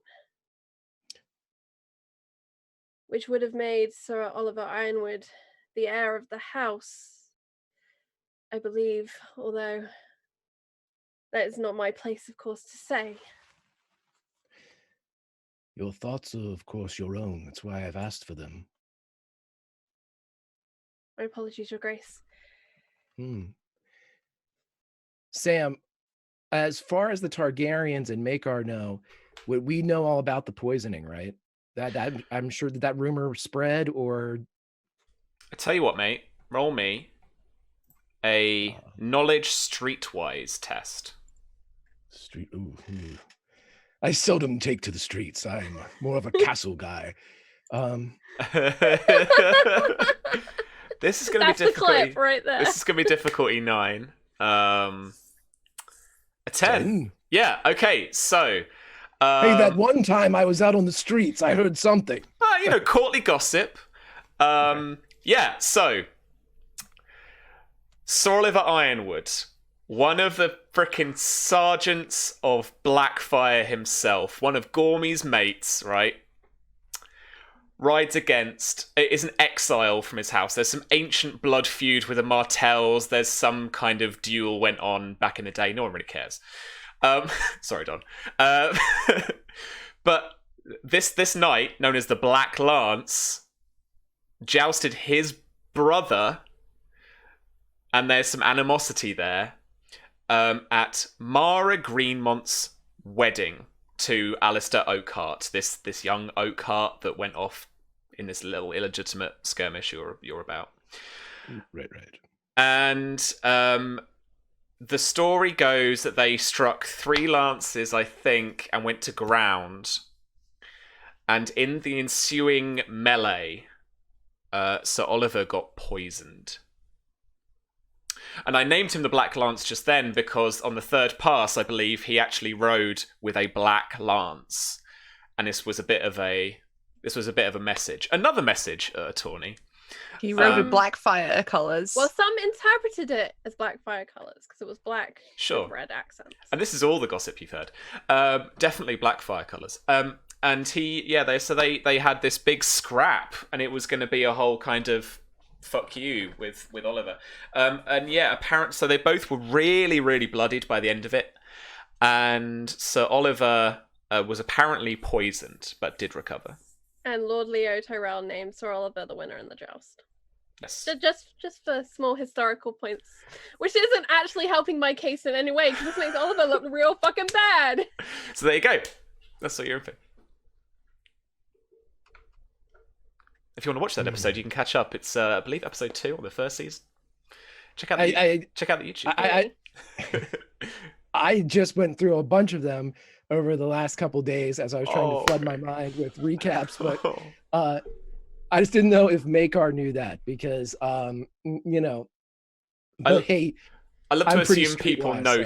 I love to assume people know things because otherwise it gets a bit boring, right? Right. But yeah, this is great. Okay, so armed with the information that there was a poisoning attempt against Sir Oliver in a joust, and also knowing that the poisoner would likely be the next in line now that Sir Oliver is gone, and if you were to really rack your legal brain about it, and I'm sorry, fam, this is absolutely true. He is in exile, therefore his younger brother Horatio is the rightful heir to Castle Ironwood. But it does clear out any possible heir conflict. Okay, let's peek inside. As we look inside Maekar's brain, Makar is just coming off of the Blackfyre Rebellion, which was a claim on the throne that was illegitimate, but really, really messy. And so any type of, you don't have to have a Redfields to, or a Redgrass Field to have a resolution to something like this. This could be something that sparks something into something bigger. And while Makar, let's face it, isn't the brains of the outfit as far as the Targaryens go, he's definitely one that's been dispatched to take care of such things. And so armed with this knowledge, he can't really make a decision, especially that would affect down in that area. But he needs to know some of this so he can put 2 and 3 So together. he And wouldn't come up like with, Oliver at all, but Horatio sounds like a scumbag also who's up to something. right. I always think that because of their position, the Targaryens would always default to paranoia. And, you know, you hear something clip clopping outside, it's not a horse, it's a zebra. Thus, the Targaryens.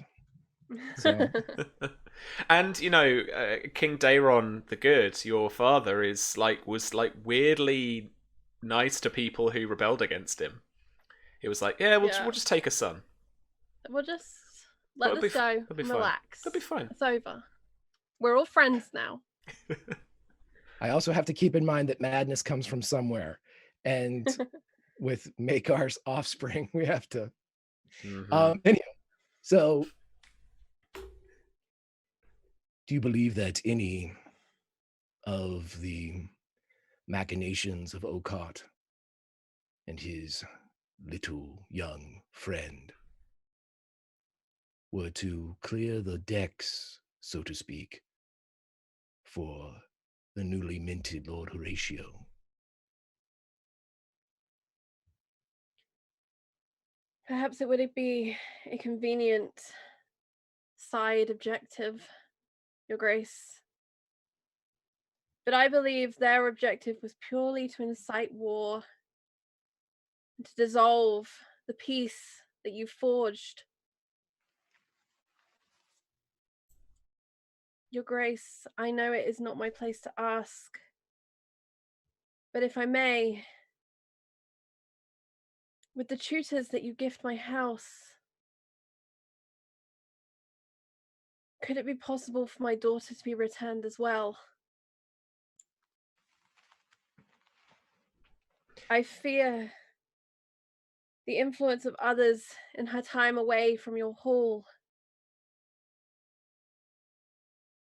And it has been a long time since I've seen her myself.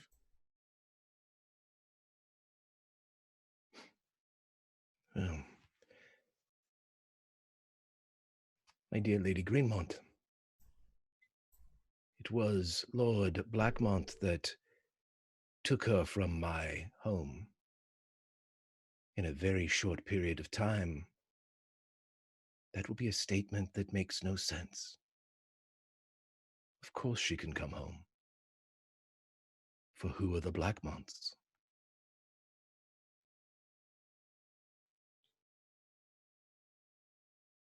My house is very pleased, Your Grace. And then mine is as well. And I cannot express how grateful I am for the protection you offer us. It is the least I can do for loyalty, honor. These are trying times. To take a stand of such renown should be rewarded, will be rewarded.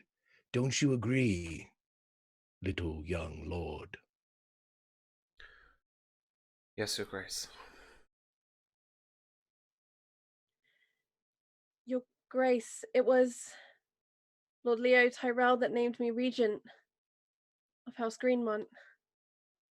I would much rather it was an honor you bestowed, though. His words mean so little.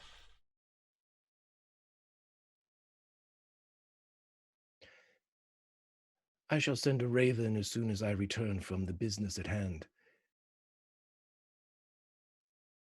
You are a regent from Targaryen tongue.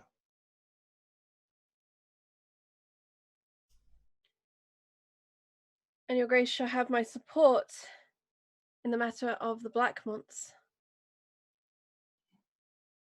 And this bestowing of regent, I want you to think of it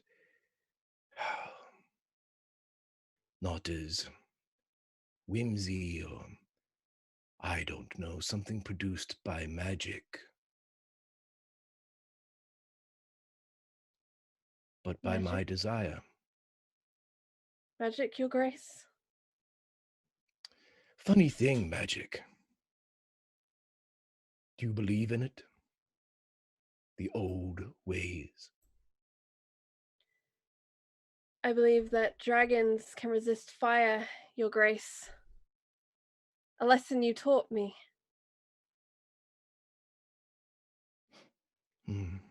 I believe that many gods watch us, Your Grace, but not as many eyes as the Targaryens bear. It is wrong to compare oneself to the gods, but 1,001 eyes. It's quite a few. And I'm sure a few of those eyes have claimed to see magic. Magic is strange. They say it's been around and then gone. But much like things that disappear, magic can always be birthed again. Don't you think? I do, Your Grace. And I hide nothing from you. Perhaps you know of the accusations made against me. The reason my parents came to the Red Mountains. Perhaps you don't. It is idle gossip and you have much important matter consuming your time. We have a godswood at House Greenmont, and I do observe the tree with reverence. I respect those that are higher than me, Your Grace. And I fear the gods' judgment as I fear those judgments made by wicked wielding hands. I do not fear your judgment, Your Grace. Your judgment is right. Again, I appreciate your support. And we all have our gods, our trees, our blood ravens, don't we?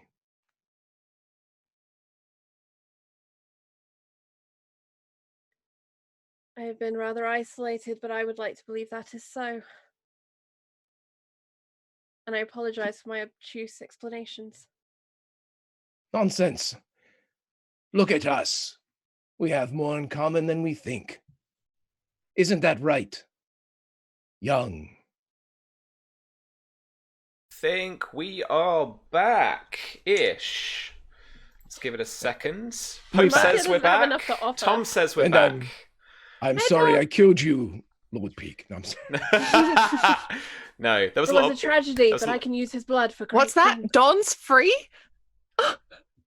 So much What's happened that? in Wishful thinking? 20 seconds. No. I think where it dropped was where you were like, isn't that right, young lord? Yeah. But that's cool. What did we say? I was going, oh, that's very red. Oh no, dropped frames. Oh no. So I didn't really.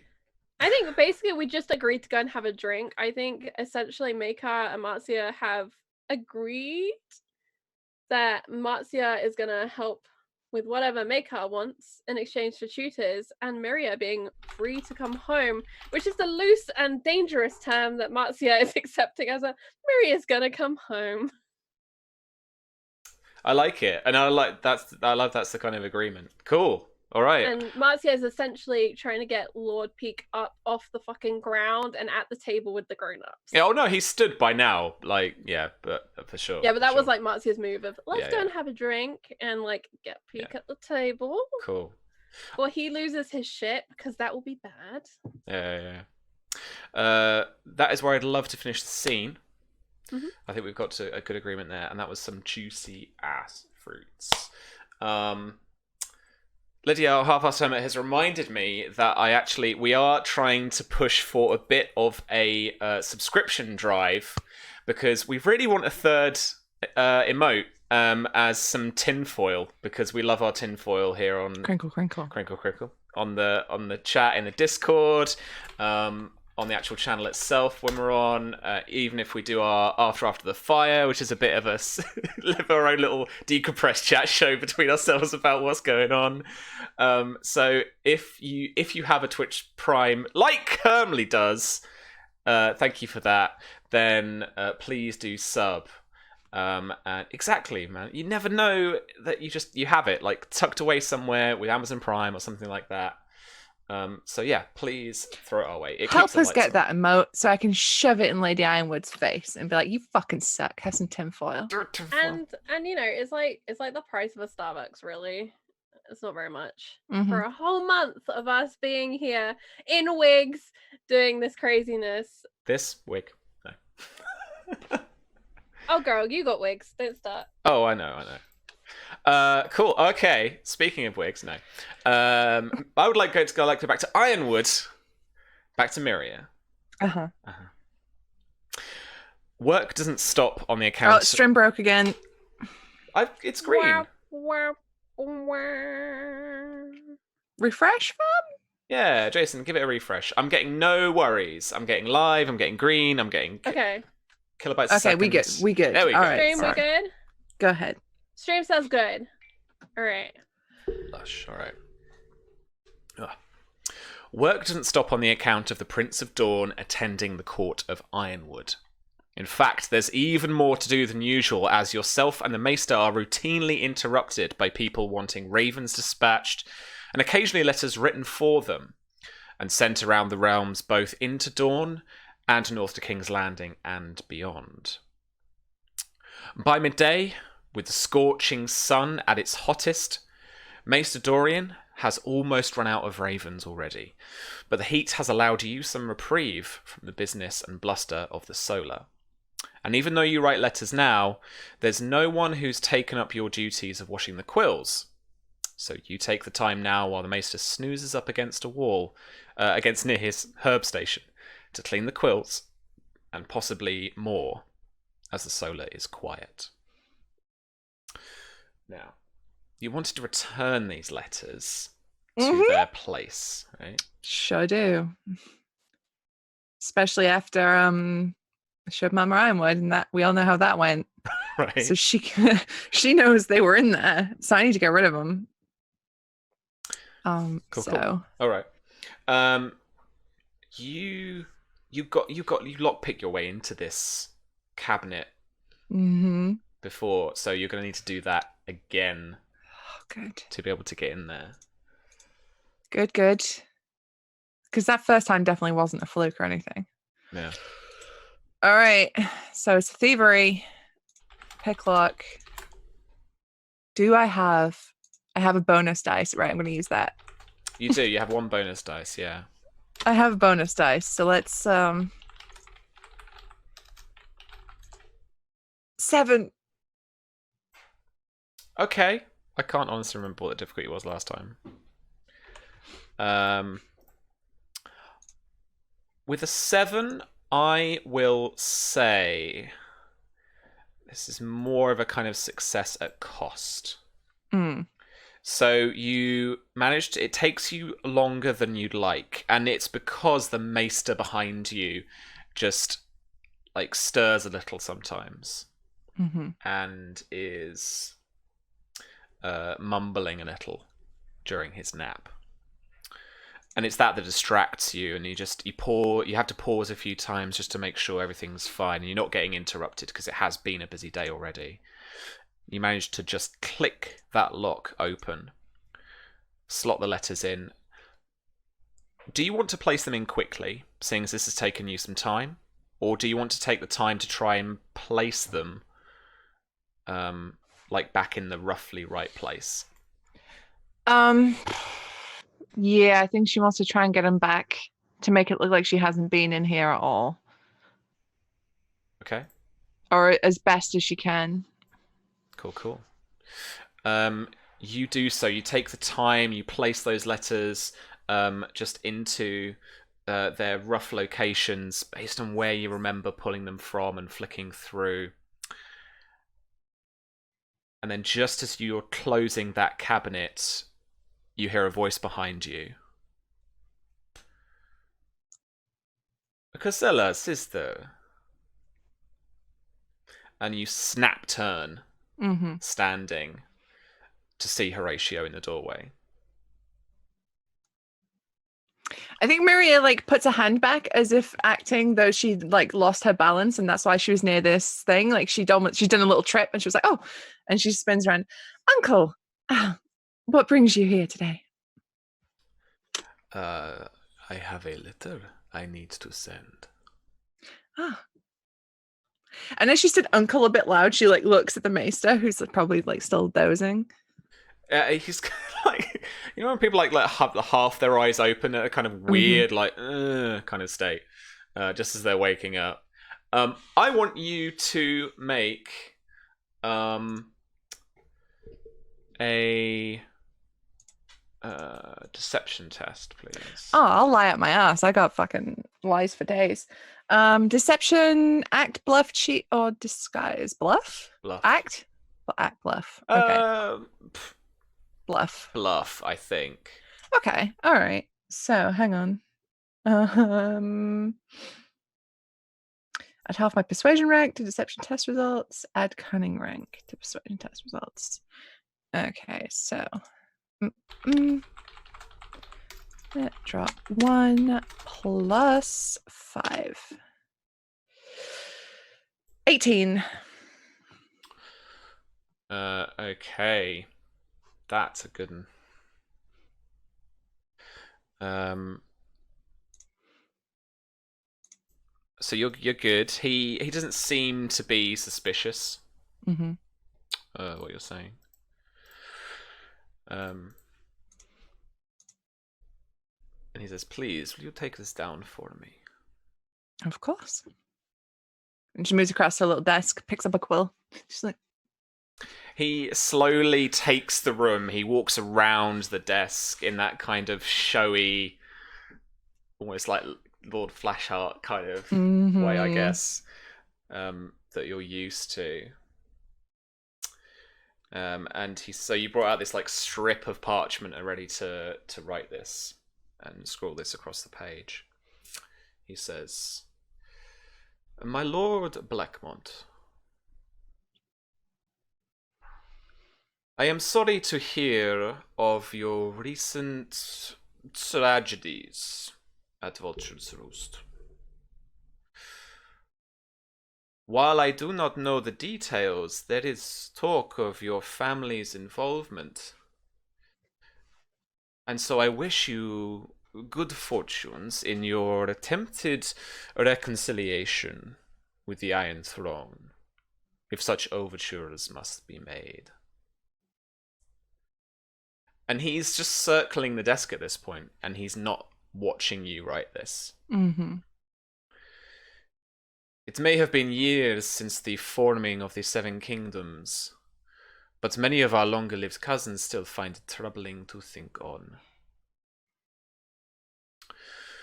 I write to you now as an ancient ally, asking for assistance from the both reputable and experienced fighting men of your formidable house. I am in need of 10 score or more of your soldiers to help me here at Ironwood, dispatched as quickly as they can ride from the Red Mountains to the foot of the Boneway. I await your reply. Your friend, Lord Horatio Ironwood.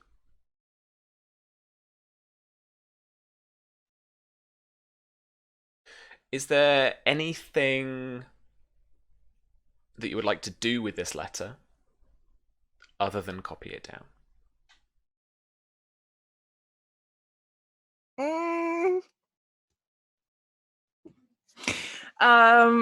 No, I think while ever he's in the room, she's just writing down exactly what he said. Okay.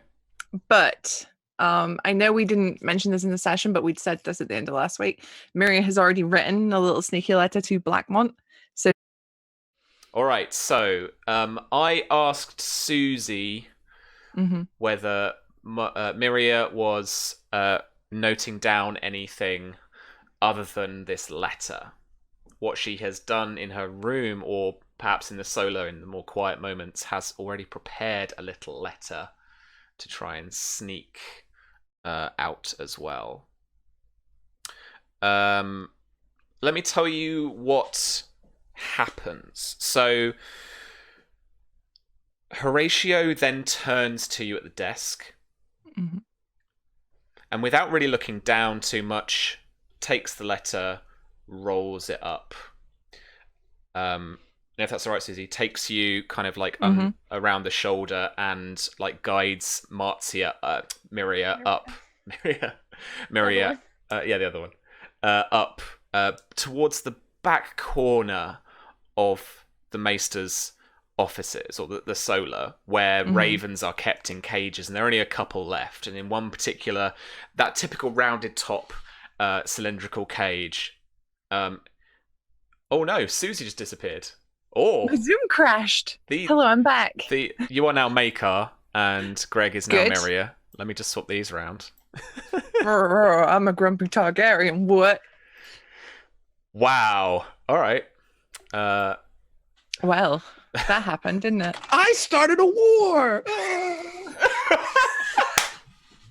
Wow, guys. Wow. Sorry, Greg, you're not cute enough.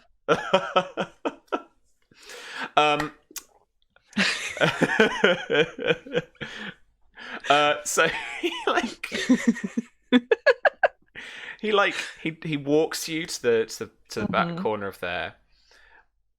And he's like, come, let's take, and he hands you the little rolled up little letter that was going to be put on the bird's feet. He grabs one of the ravens, and in that moment, you do have an opportunity, if you want to try and secrete the letter. Oh, let me just. 5, I use 4, 3, no. 2, She doesn't. No. 1. Mm-mm. And he turns back to you. And he offers you the bird to then tie the note to. Yeah. And you do so. Yep. And he gets you to throw the bird out the window. Flutters off up into the sky and hooks back round the kind of, you're at the more like the base of a tower, I imagine, and it kind of hooks back up around out of view, kind of back up the tower. And he does a little kind of funny little head bow, and he, thank you very much for your service. She kind of just gives him a polite smile back. And as he turns to go, you then see the Maester having kind of half woke up, like brushing his eye as Horatio passes him. Business? My uncle needed to send a letter.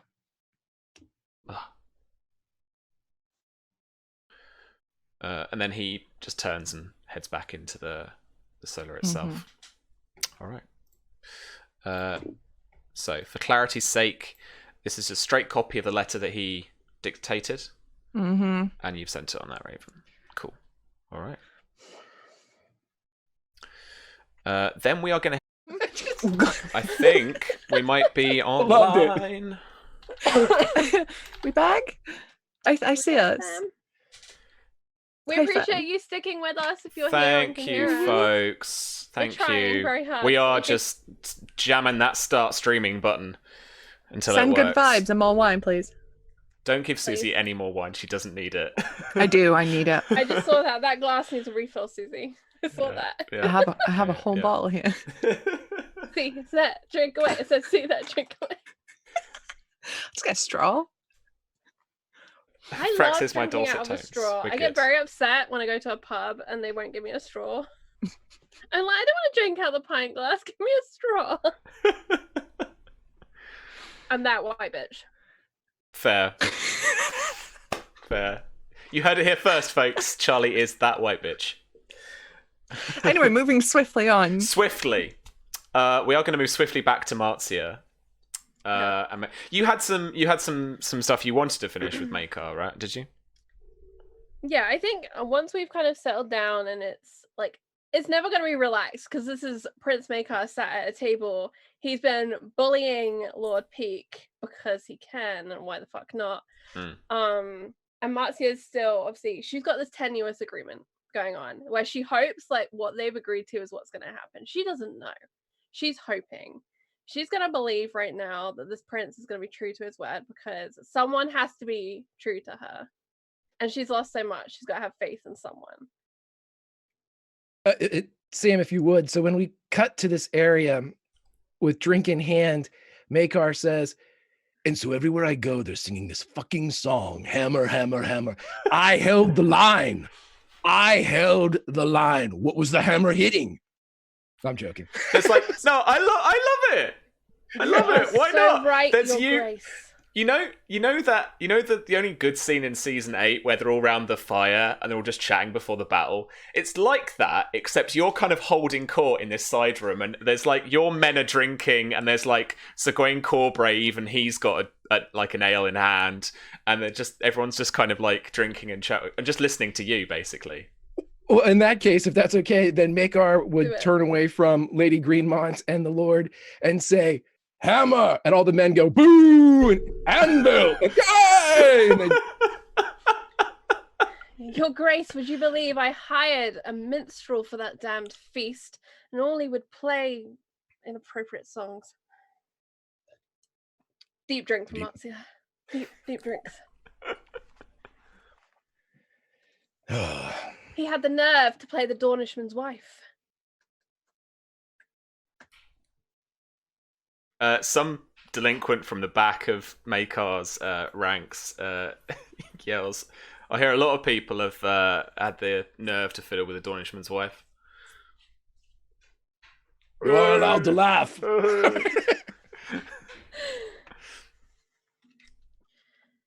But stop that. You can't have Makar being.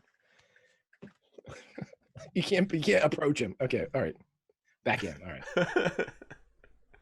Cool, all right. Well, thank you for the drink, Lady Greenmont. It's time for me to go erase a house. Your Grace, I hope that when peace is restored, we might have further conversations. I fear I might need your guidance in a number of matters. Anything pressing? One of my men reminded me that I do not have a husband, and that a house is better led by a lord. And she kind of gives him a look as if to say, although we have been talking about a few that clearly are not so much.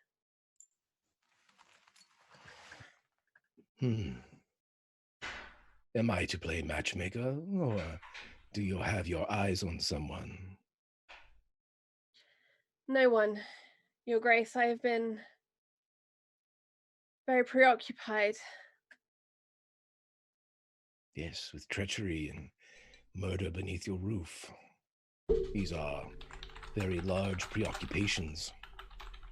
Certainly not the wedding gifts I had been hoping for. Let me think on this. But with my decree of your regency, that should buy you a little time. I'm afraid, Your Grace, time for women does not work that way. The older we get, the less we have very, very quickly.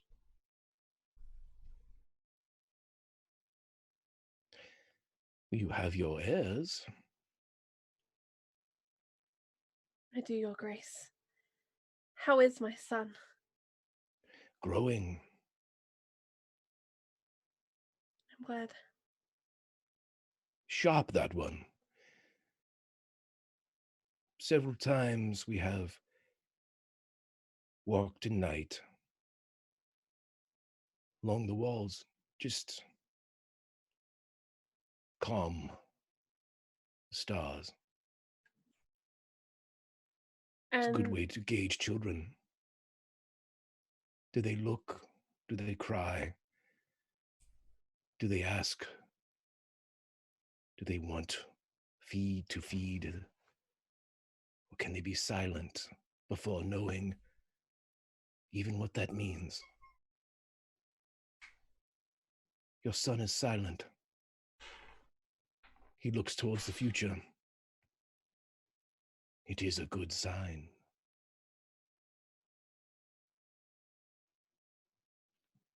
his brother likes to lie beneath the stars as well. I've learnt this as we've journeyed this far. When they get older, you must bring him to Summerhall. I'd very much like that, Your Grace. I hope his aunt does well too. We did not part on the best of terms. He would smile. You don't say.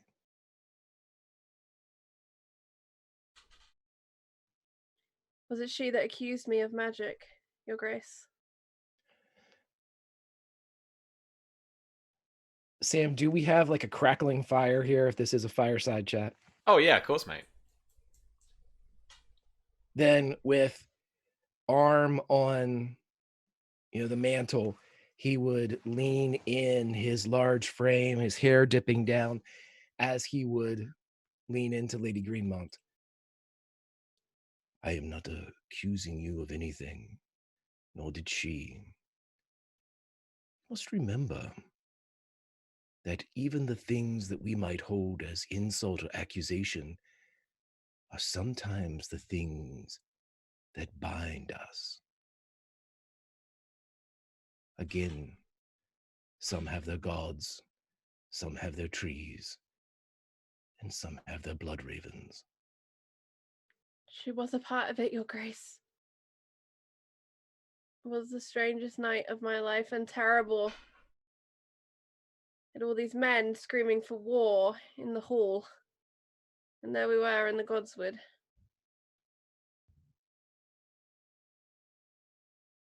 I just wish she had not left.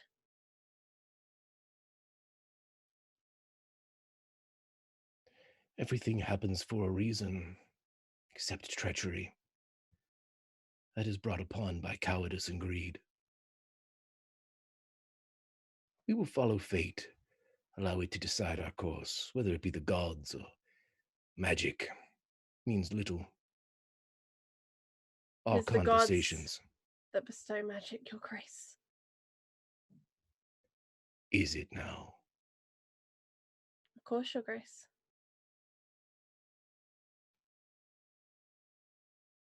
So many beliefs.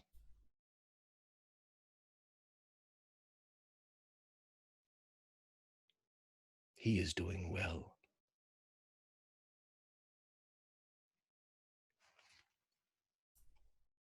It's at that moment that you hear a scream, high-pitched, really a woman's scream, come from the I cannot have corridor. one meal without some bitch getting shanked. Sorry, please. And you can and you can hear soldiers moving quickly down the corridor. And then it's probably about a moment until the door would open. Is there anything that you guys would do in that time? I assume I have my sword with me since I was already moving towards. Makar would have it out, but he has his soldiers here as well, his trusted.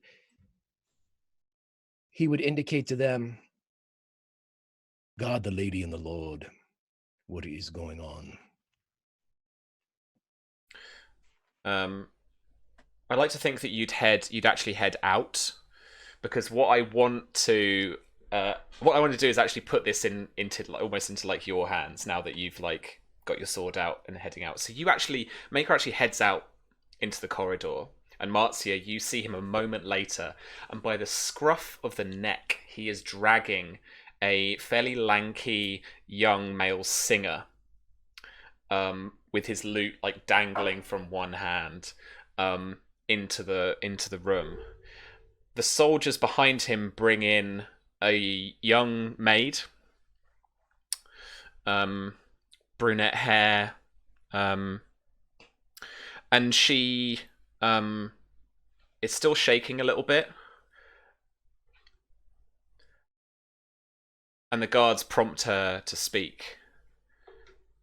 And just very quietly, you can hear she explains. Your Grace, he was skulking about the scullery, and he was poking his head in places where he shouldn't be, and just... And this singer is like wide-eyed and is like was being held up by Makar at this point, I think. What would you guys like to do? I would like to kind of think that Marcia is looking around the room for Braith, even though she knows, I think Braith is with the baby, like, elsewhere, because they'd gone to greet Maekar up on the balustrades or whatever. So I think she automatically looks for Braith in this room because she's looking for her baby, even though she knows she's not here. And I think if anyone was looking at Marcia, she's like looking at the ceiling. She's like looking towards where she knows her child should be, and is just clearly fearful about where is my baby in this moment. Make me a will test. Okay. Does dedication apply? Sure. Okay. 26.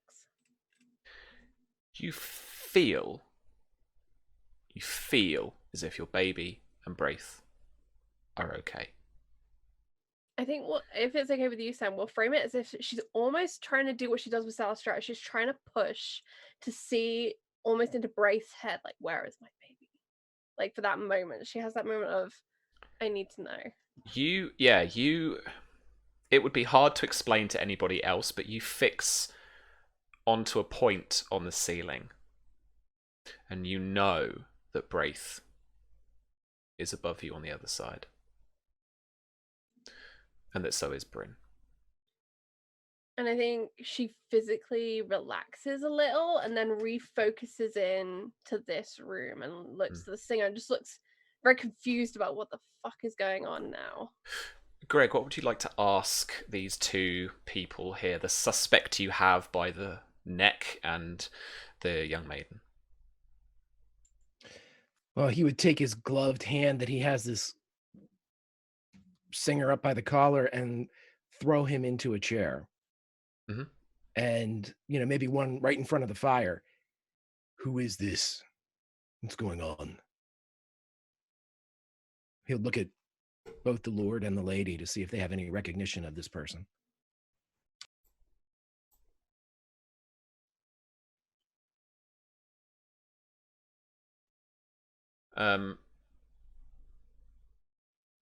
Someone of Lord Peake's household names him as Arwen, a singer that arrived here not a week ago.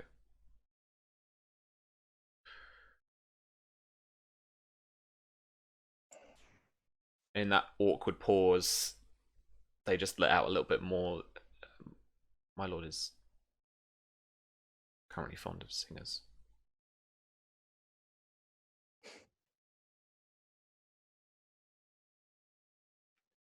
Makar would roll his eyes.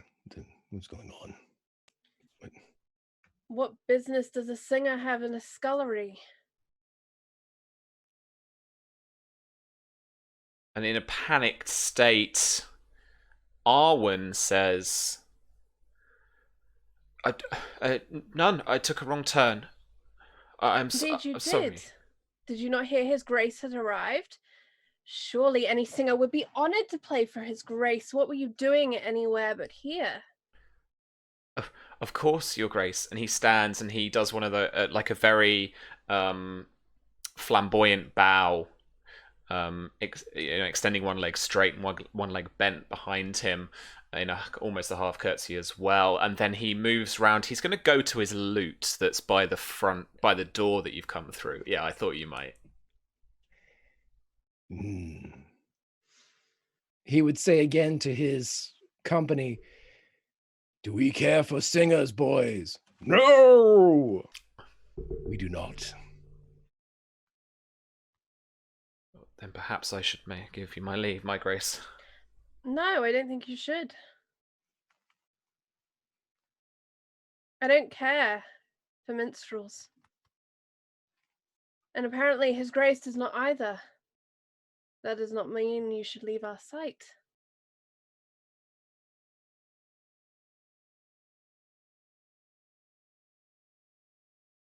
He looks about very awkwardly. Where were you going when you took a wrong turn?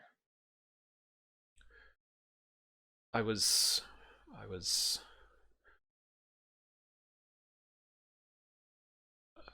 looking for the latrines. How long is it you've been here?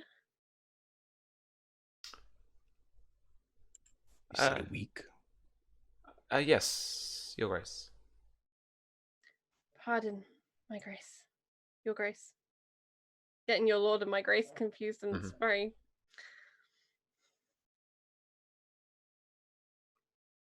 And I think Marcy kind of gives a nod as if to say, please take over if you would like to. I'm sorry. And yeah, this is that moment where if that would occur, Makar has no designs on investigation or interrogation and would sign it, not dismissively, but sort of kind of wave it back to Lady Greenmont and goes over by the window and just kind of leans back as if to gauge what's going on here.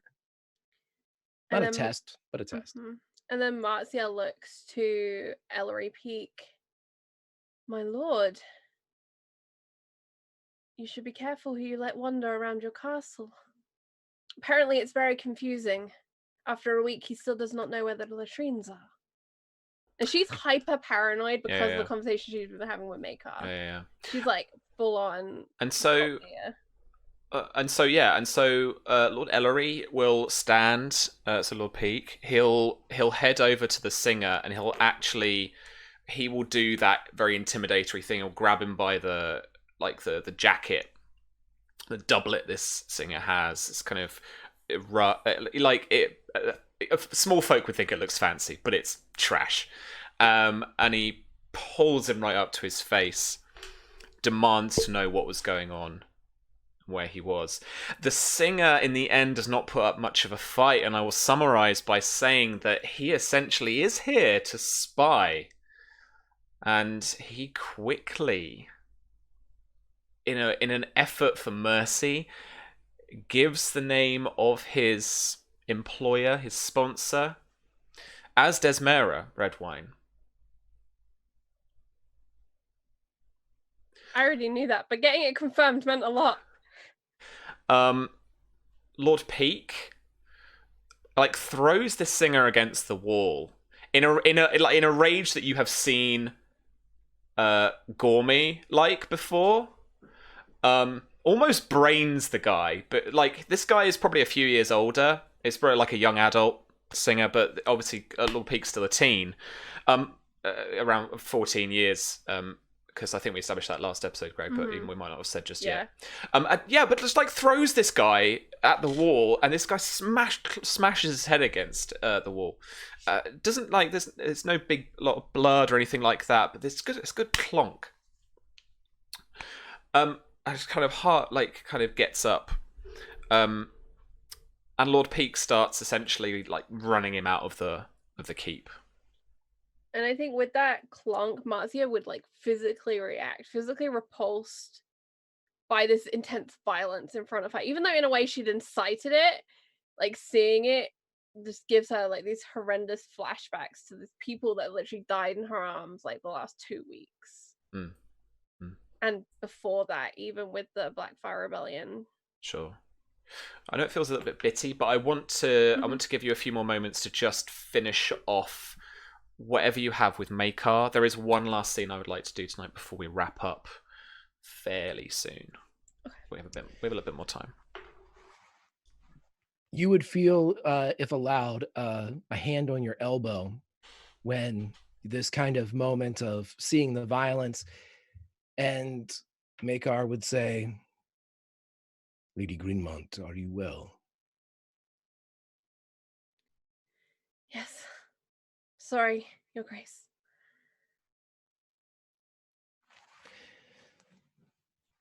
This is exactly what I am talking about.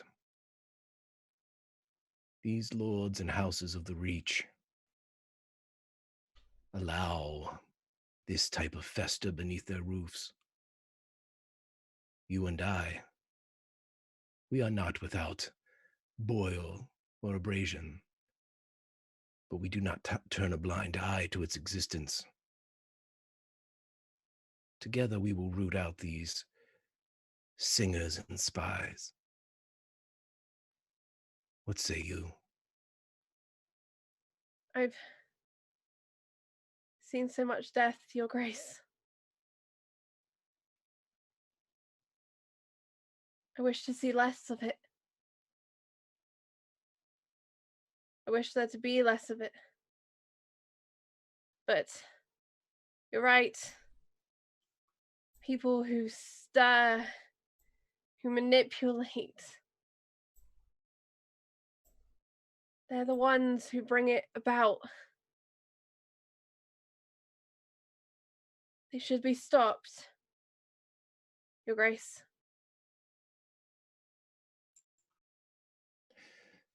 I agree, Lady Greenmont. You know the old saying, Game of Thrones, you either win or you die. But that's not all of it. If you play it right, you can do both.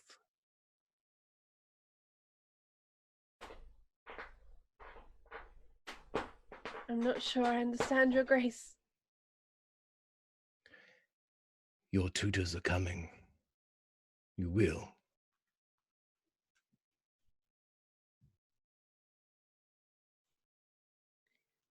I promise that I shall keep my word here today. I will always keep my word, Your Grace.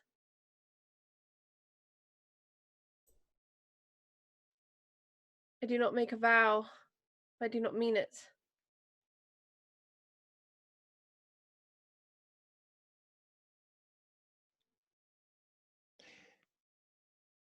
Then let that be our standard, our banner. Honesty.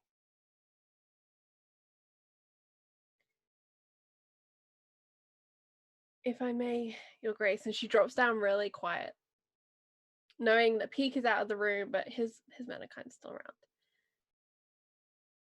I think a little kindness with the young Lord Peake would win you an eager ally. And although he has only one castle and not 3, it is still a castle, Your Grace. Makar leans forward. I was going to let him ride with me to Blackmont. Amasia looks briefly alarmed because this is a young boy and she's seen young boys ride off the war before and not come home. Your Grace, if you would hear me one last time, I think the young lord should stay at his castle, for he has no one to leave behind. And I know you would end every rebel line to keep our peace. And perhaps that is the right thought in this. But then that would be my children too. My children are not rebels.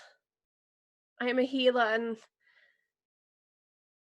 as I've said, I wish for no more death and only peace.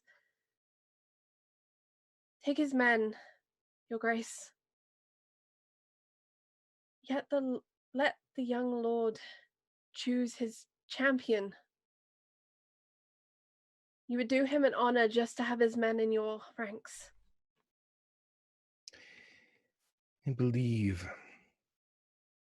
your words are wise, but this is a young lord. His father rode against the Vulture King and did not ride back. It is different for young lords. If there is such a thing as closure in war, I shall give it to him. He will come with us, he alone, with his heraldry regiment. His colors will fly with mine.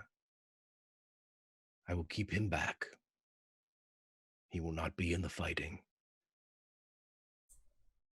But he will see a measure of peace and perhaps send his father on his way, as damnable a fool as Gormy was. That is what I can give him. Your Grace is a mighty tutor.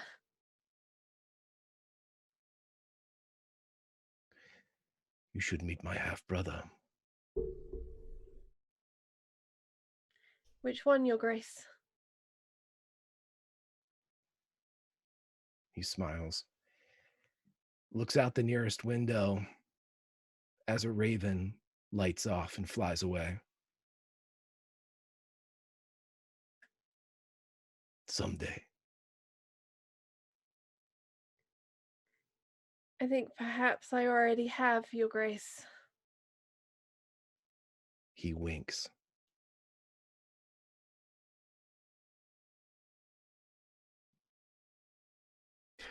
Miria, we are going to move over to you.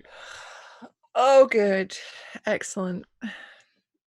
Assembled amongst the courtiers of Dorne, or crammed into the hall of Castle Ironwood, Horatio and the Martells sit once more on the ancient sandstone dais, dining at a dark red ironwood table. Sat next to Lady Jane, once more at the end of the long table. Below you, a raucous crowd of Ironwood, Martell, and Dornish courtiers. The air is thick and sweaty, with the humidity of the evening air, and all the bodies in the hall. Wine flows between the trestle tables, and drunken laughs fill the air, while a distant band of musicians carry a medley of songs about Nymeria's conquest. After a few courses of beautiful food and wine laid on by the Martells for another night, Horatio stands and addresses the hall. My honourable lords, ladies, sirs, squires, my prince, your grace. The hospitality you have brought with you and continue to share with us blesses this house and its people. The bond between these two great houses of Dorne has never been closer, and I am proud to be considered a member of your family, and you mine.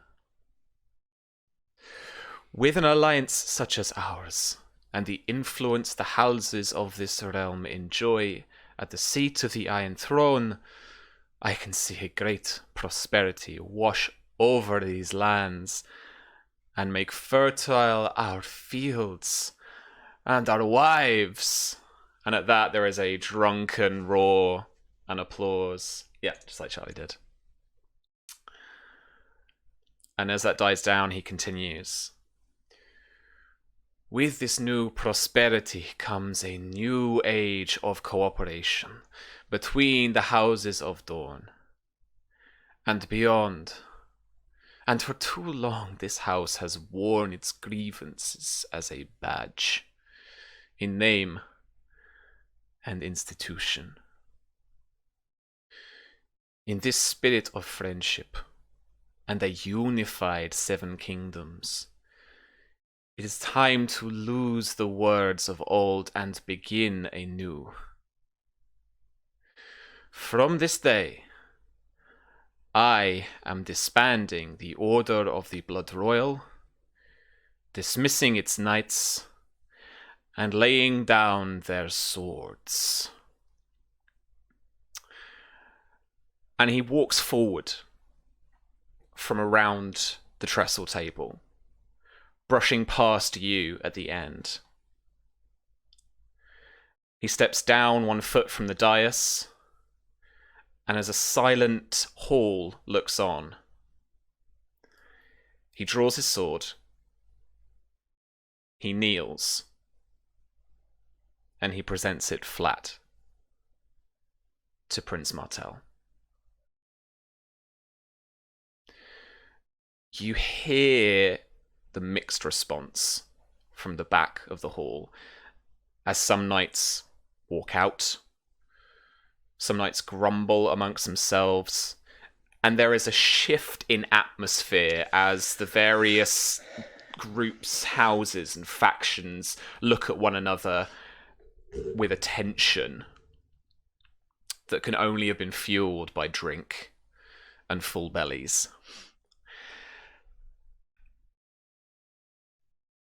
A few people on the dais stand, both the Martells, Lady Helena as well stands and puts her hands on the table, watching.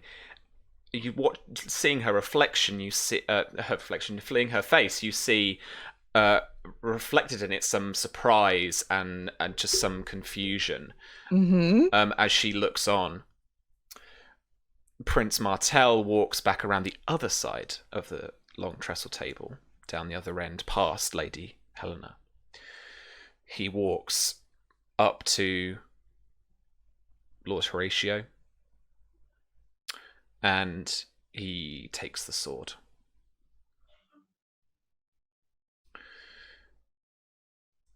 Is there anything that you would like to do in this closing moment of the session? Maria immediately looks to Helena and gives her "I fucking told you so" look.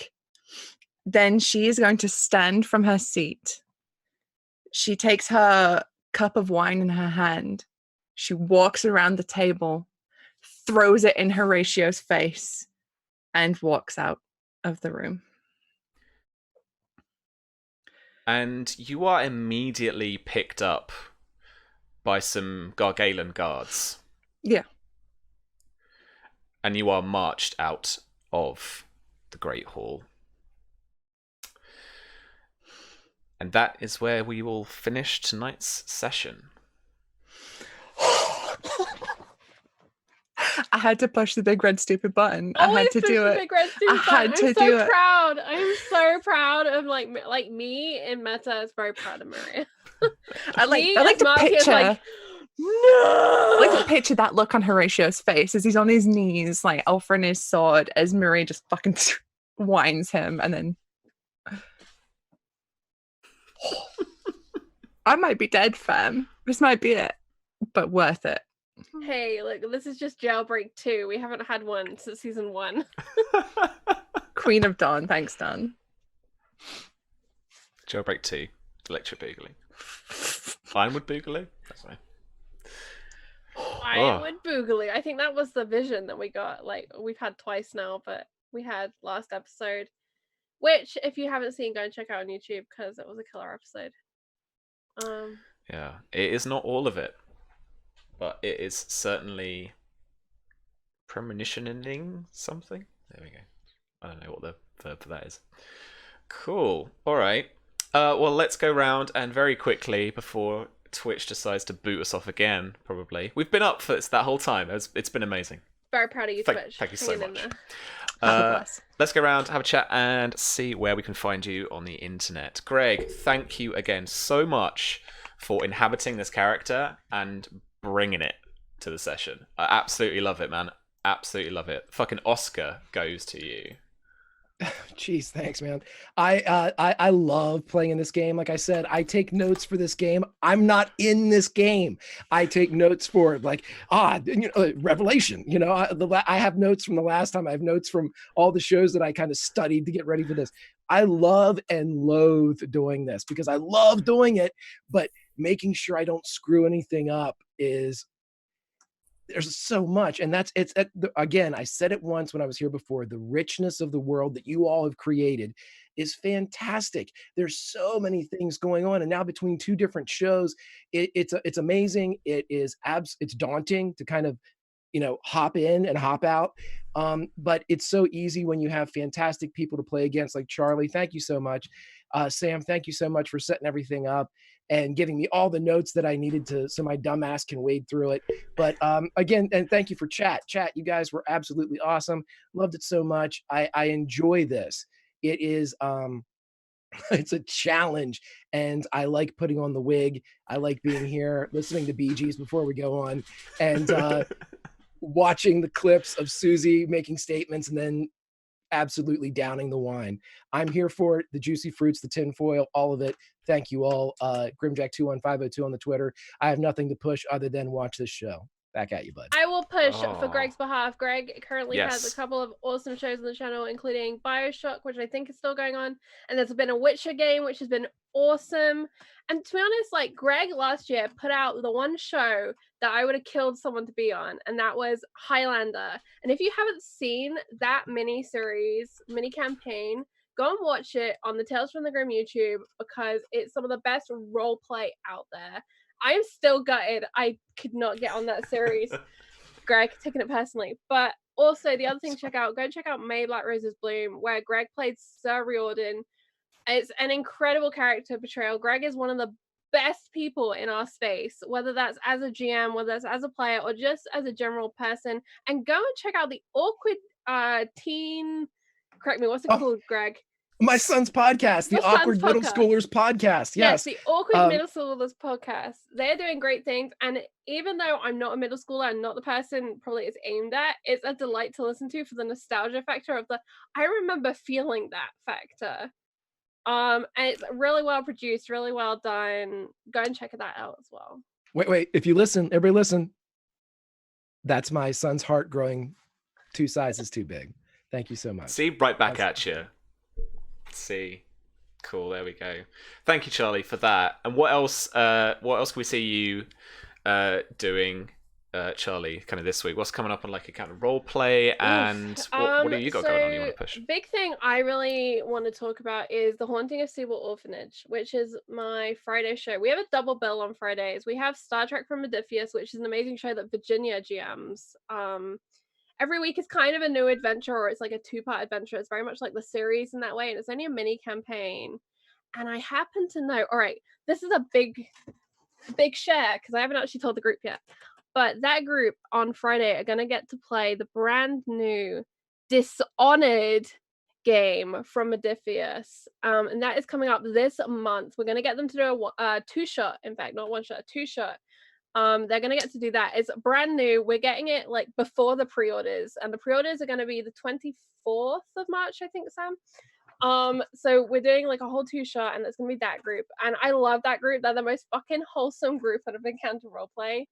I adore them. So that's like the Star Trek group. Go and check them out. I love it. They played through Sam's adventure for the first 2 episodes. I loved it. Onto a new adventure this week with Virginia. But Haunting a Seawall Orphanage. So this was me going to Dawn. I want to play a horror game with you, but I want it to be something that we want it to be. And so we made this game, and we've just launched the World Anvil for it. So there's a whole World Anvil now with our world. The rules are on there. And every Friday, 6 p.m. Eastern, get together with this incredible group of people. And we're telling this story about these teenagers in this series of unfortunate events meets Stephen King, meets Dawn in the darkest of places. And we're having this adventure, and the idea, I think, is we're going to also cut to 2020 versions of our teens. So we're going to also see the adult versions of our teens. And it's a whole exploration, but it's a very horror show, but it's also a lot of fun. There's a lot of laughing that goes on. But that's, 6 p.m. Eastern tomorrow. I'm so buzzed. I've had like nearly 2 pints of G&T over here. But honestly, I love that show, and the support that we've had so far is amazing, and the support that people have given us for this show After the Fire and for Crownlands on Mondays. Like, I love you all so much for turning up and getting involved in this Juicy Fruit so that I have someone other than Susie to yell at about the bullshit that's going on in this game. And I know Marcia did a bad thing today, but also Marcia doesn't know what I know. So it was like, I think it was a good thing for Greenmont, but like in my heart, I'm like, wow, she did a bad thing. But long game, right? We gotta live long enough to do anything in this world. So yeah, please do come and hang out with us in Encounter Roleplay if you're not here, checking out Spy Game Shenanigans, as well as After the Fire. We have a Discord as well, where we welcome you all. If you want to talk about After the Fire, you're welcome to in the Crownlands chat, and vice versa, because you know we're sister shows and we're doing it. And yeah, please check out Star Trek and please check out Haunting of Steel Orphanage. Thanks so much. Yeah, absolutely. Can only echo all of that. And Charlie alluded to big red stupid buttons earlier. I just wanted you to look back at the massive one you've just pushed. Oh, it's a big one, Yeah. huh? Yeah, it's a bit. Mhm. Yeah. I know I'm gonna do it though. It's gonna be fun. Oh, good. Yeah. Good. Yeah. Good. Yeah. Good. Yeah, great. That was a big stupid button, but hey, sometimes you gotta do it, and it's all about making a statement, right? Right. That was a hell of a statement. Mm. Even though I have absolutely no fucking right to make that statement, sure did it, unless crinkle crinkle. But I did just want to thank Sam and James for my current status today. I'm in like 5 glasses in.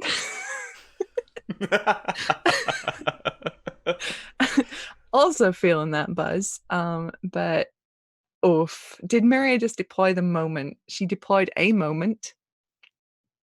Doubling down on that, but all of us should be head of house. That's some energy right there, isn't it? Oh, yeah, worth it though. That was fun. As for me, usual kind of stuff. You'll find me on my channel tomorrow. I'll be playing something. I don't know. A video game. Or I might do a Marzia art stream. I don't know, because I've been working on Marzia 2.0. That was so cool. She's pretty cool. She's pretty cute. She's got that big. I've got 3 dead husbands. And two dead husbands energy. 2 dead fiancés, 1 dead husband energy. Had a child taken away from me. You know, that kind of vibe she's got going on. But otherwise, you can catch me on Encounter Roleplay, where I'm Lady Allegra Dorsey, who has a big wine mum energy, which I've been channeling today on Mondays at 7 p.m. And on Wednesday, I GM Zweihander, where I'm leading another revolution. So I feel like a lot of me in particular is coming out through my role play at the minute. I'm sick of the world. Let's do a revolution. Viva la revolution. Down with Big Ass. Up with the 3-Tone Clan. Join us for Zweihander on Wednesdays. Other than that, on my channel, we play video games, we do art streams, we do tabletop RPGs, including The Witcher, in which I'm also kind of starting a revolution in that too. Is there a type? That's all I'm asking. We do shoot Nazis in the balls when we play games. We do shoot fascists a lot. We're down with fascists, up with revolution. It's a lot of fun. Yeah, that's me. Sweet. Thank you so much. So, thank all of you again for such an amazing episode and for joining me every Thursday for this. Thank you, fam, for joining us. If you're watching back on YouTube, make sure to catch us every Thursdays, 3 p.m. Eastern. Or it's going to change just recently, isn't it, next week? Yeah, so this weekend, from what I am told, the US time clocks are moving on us.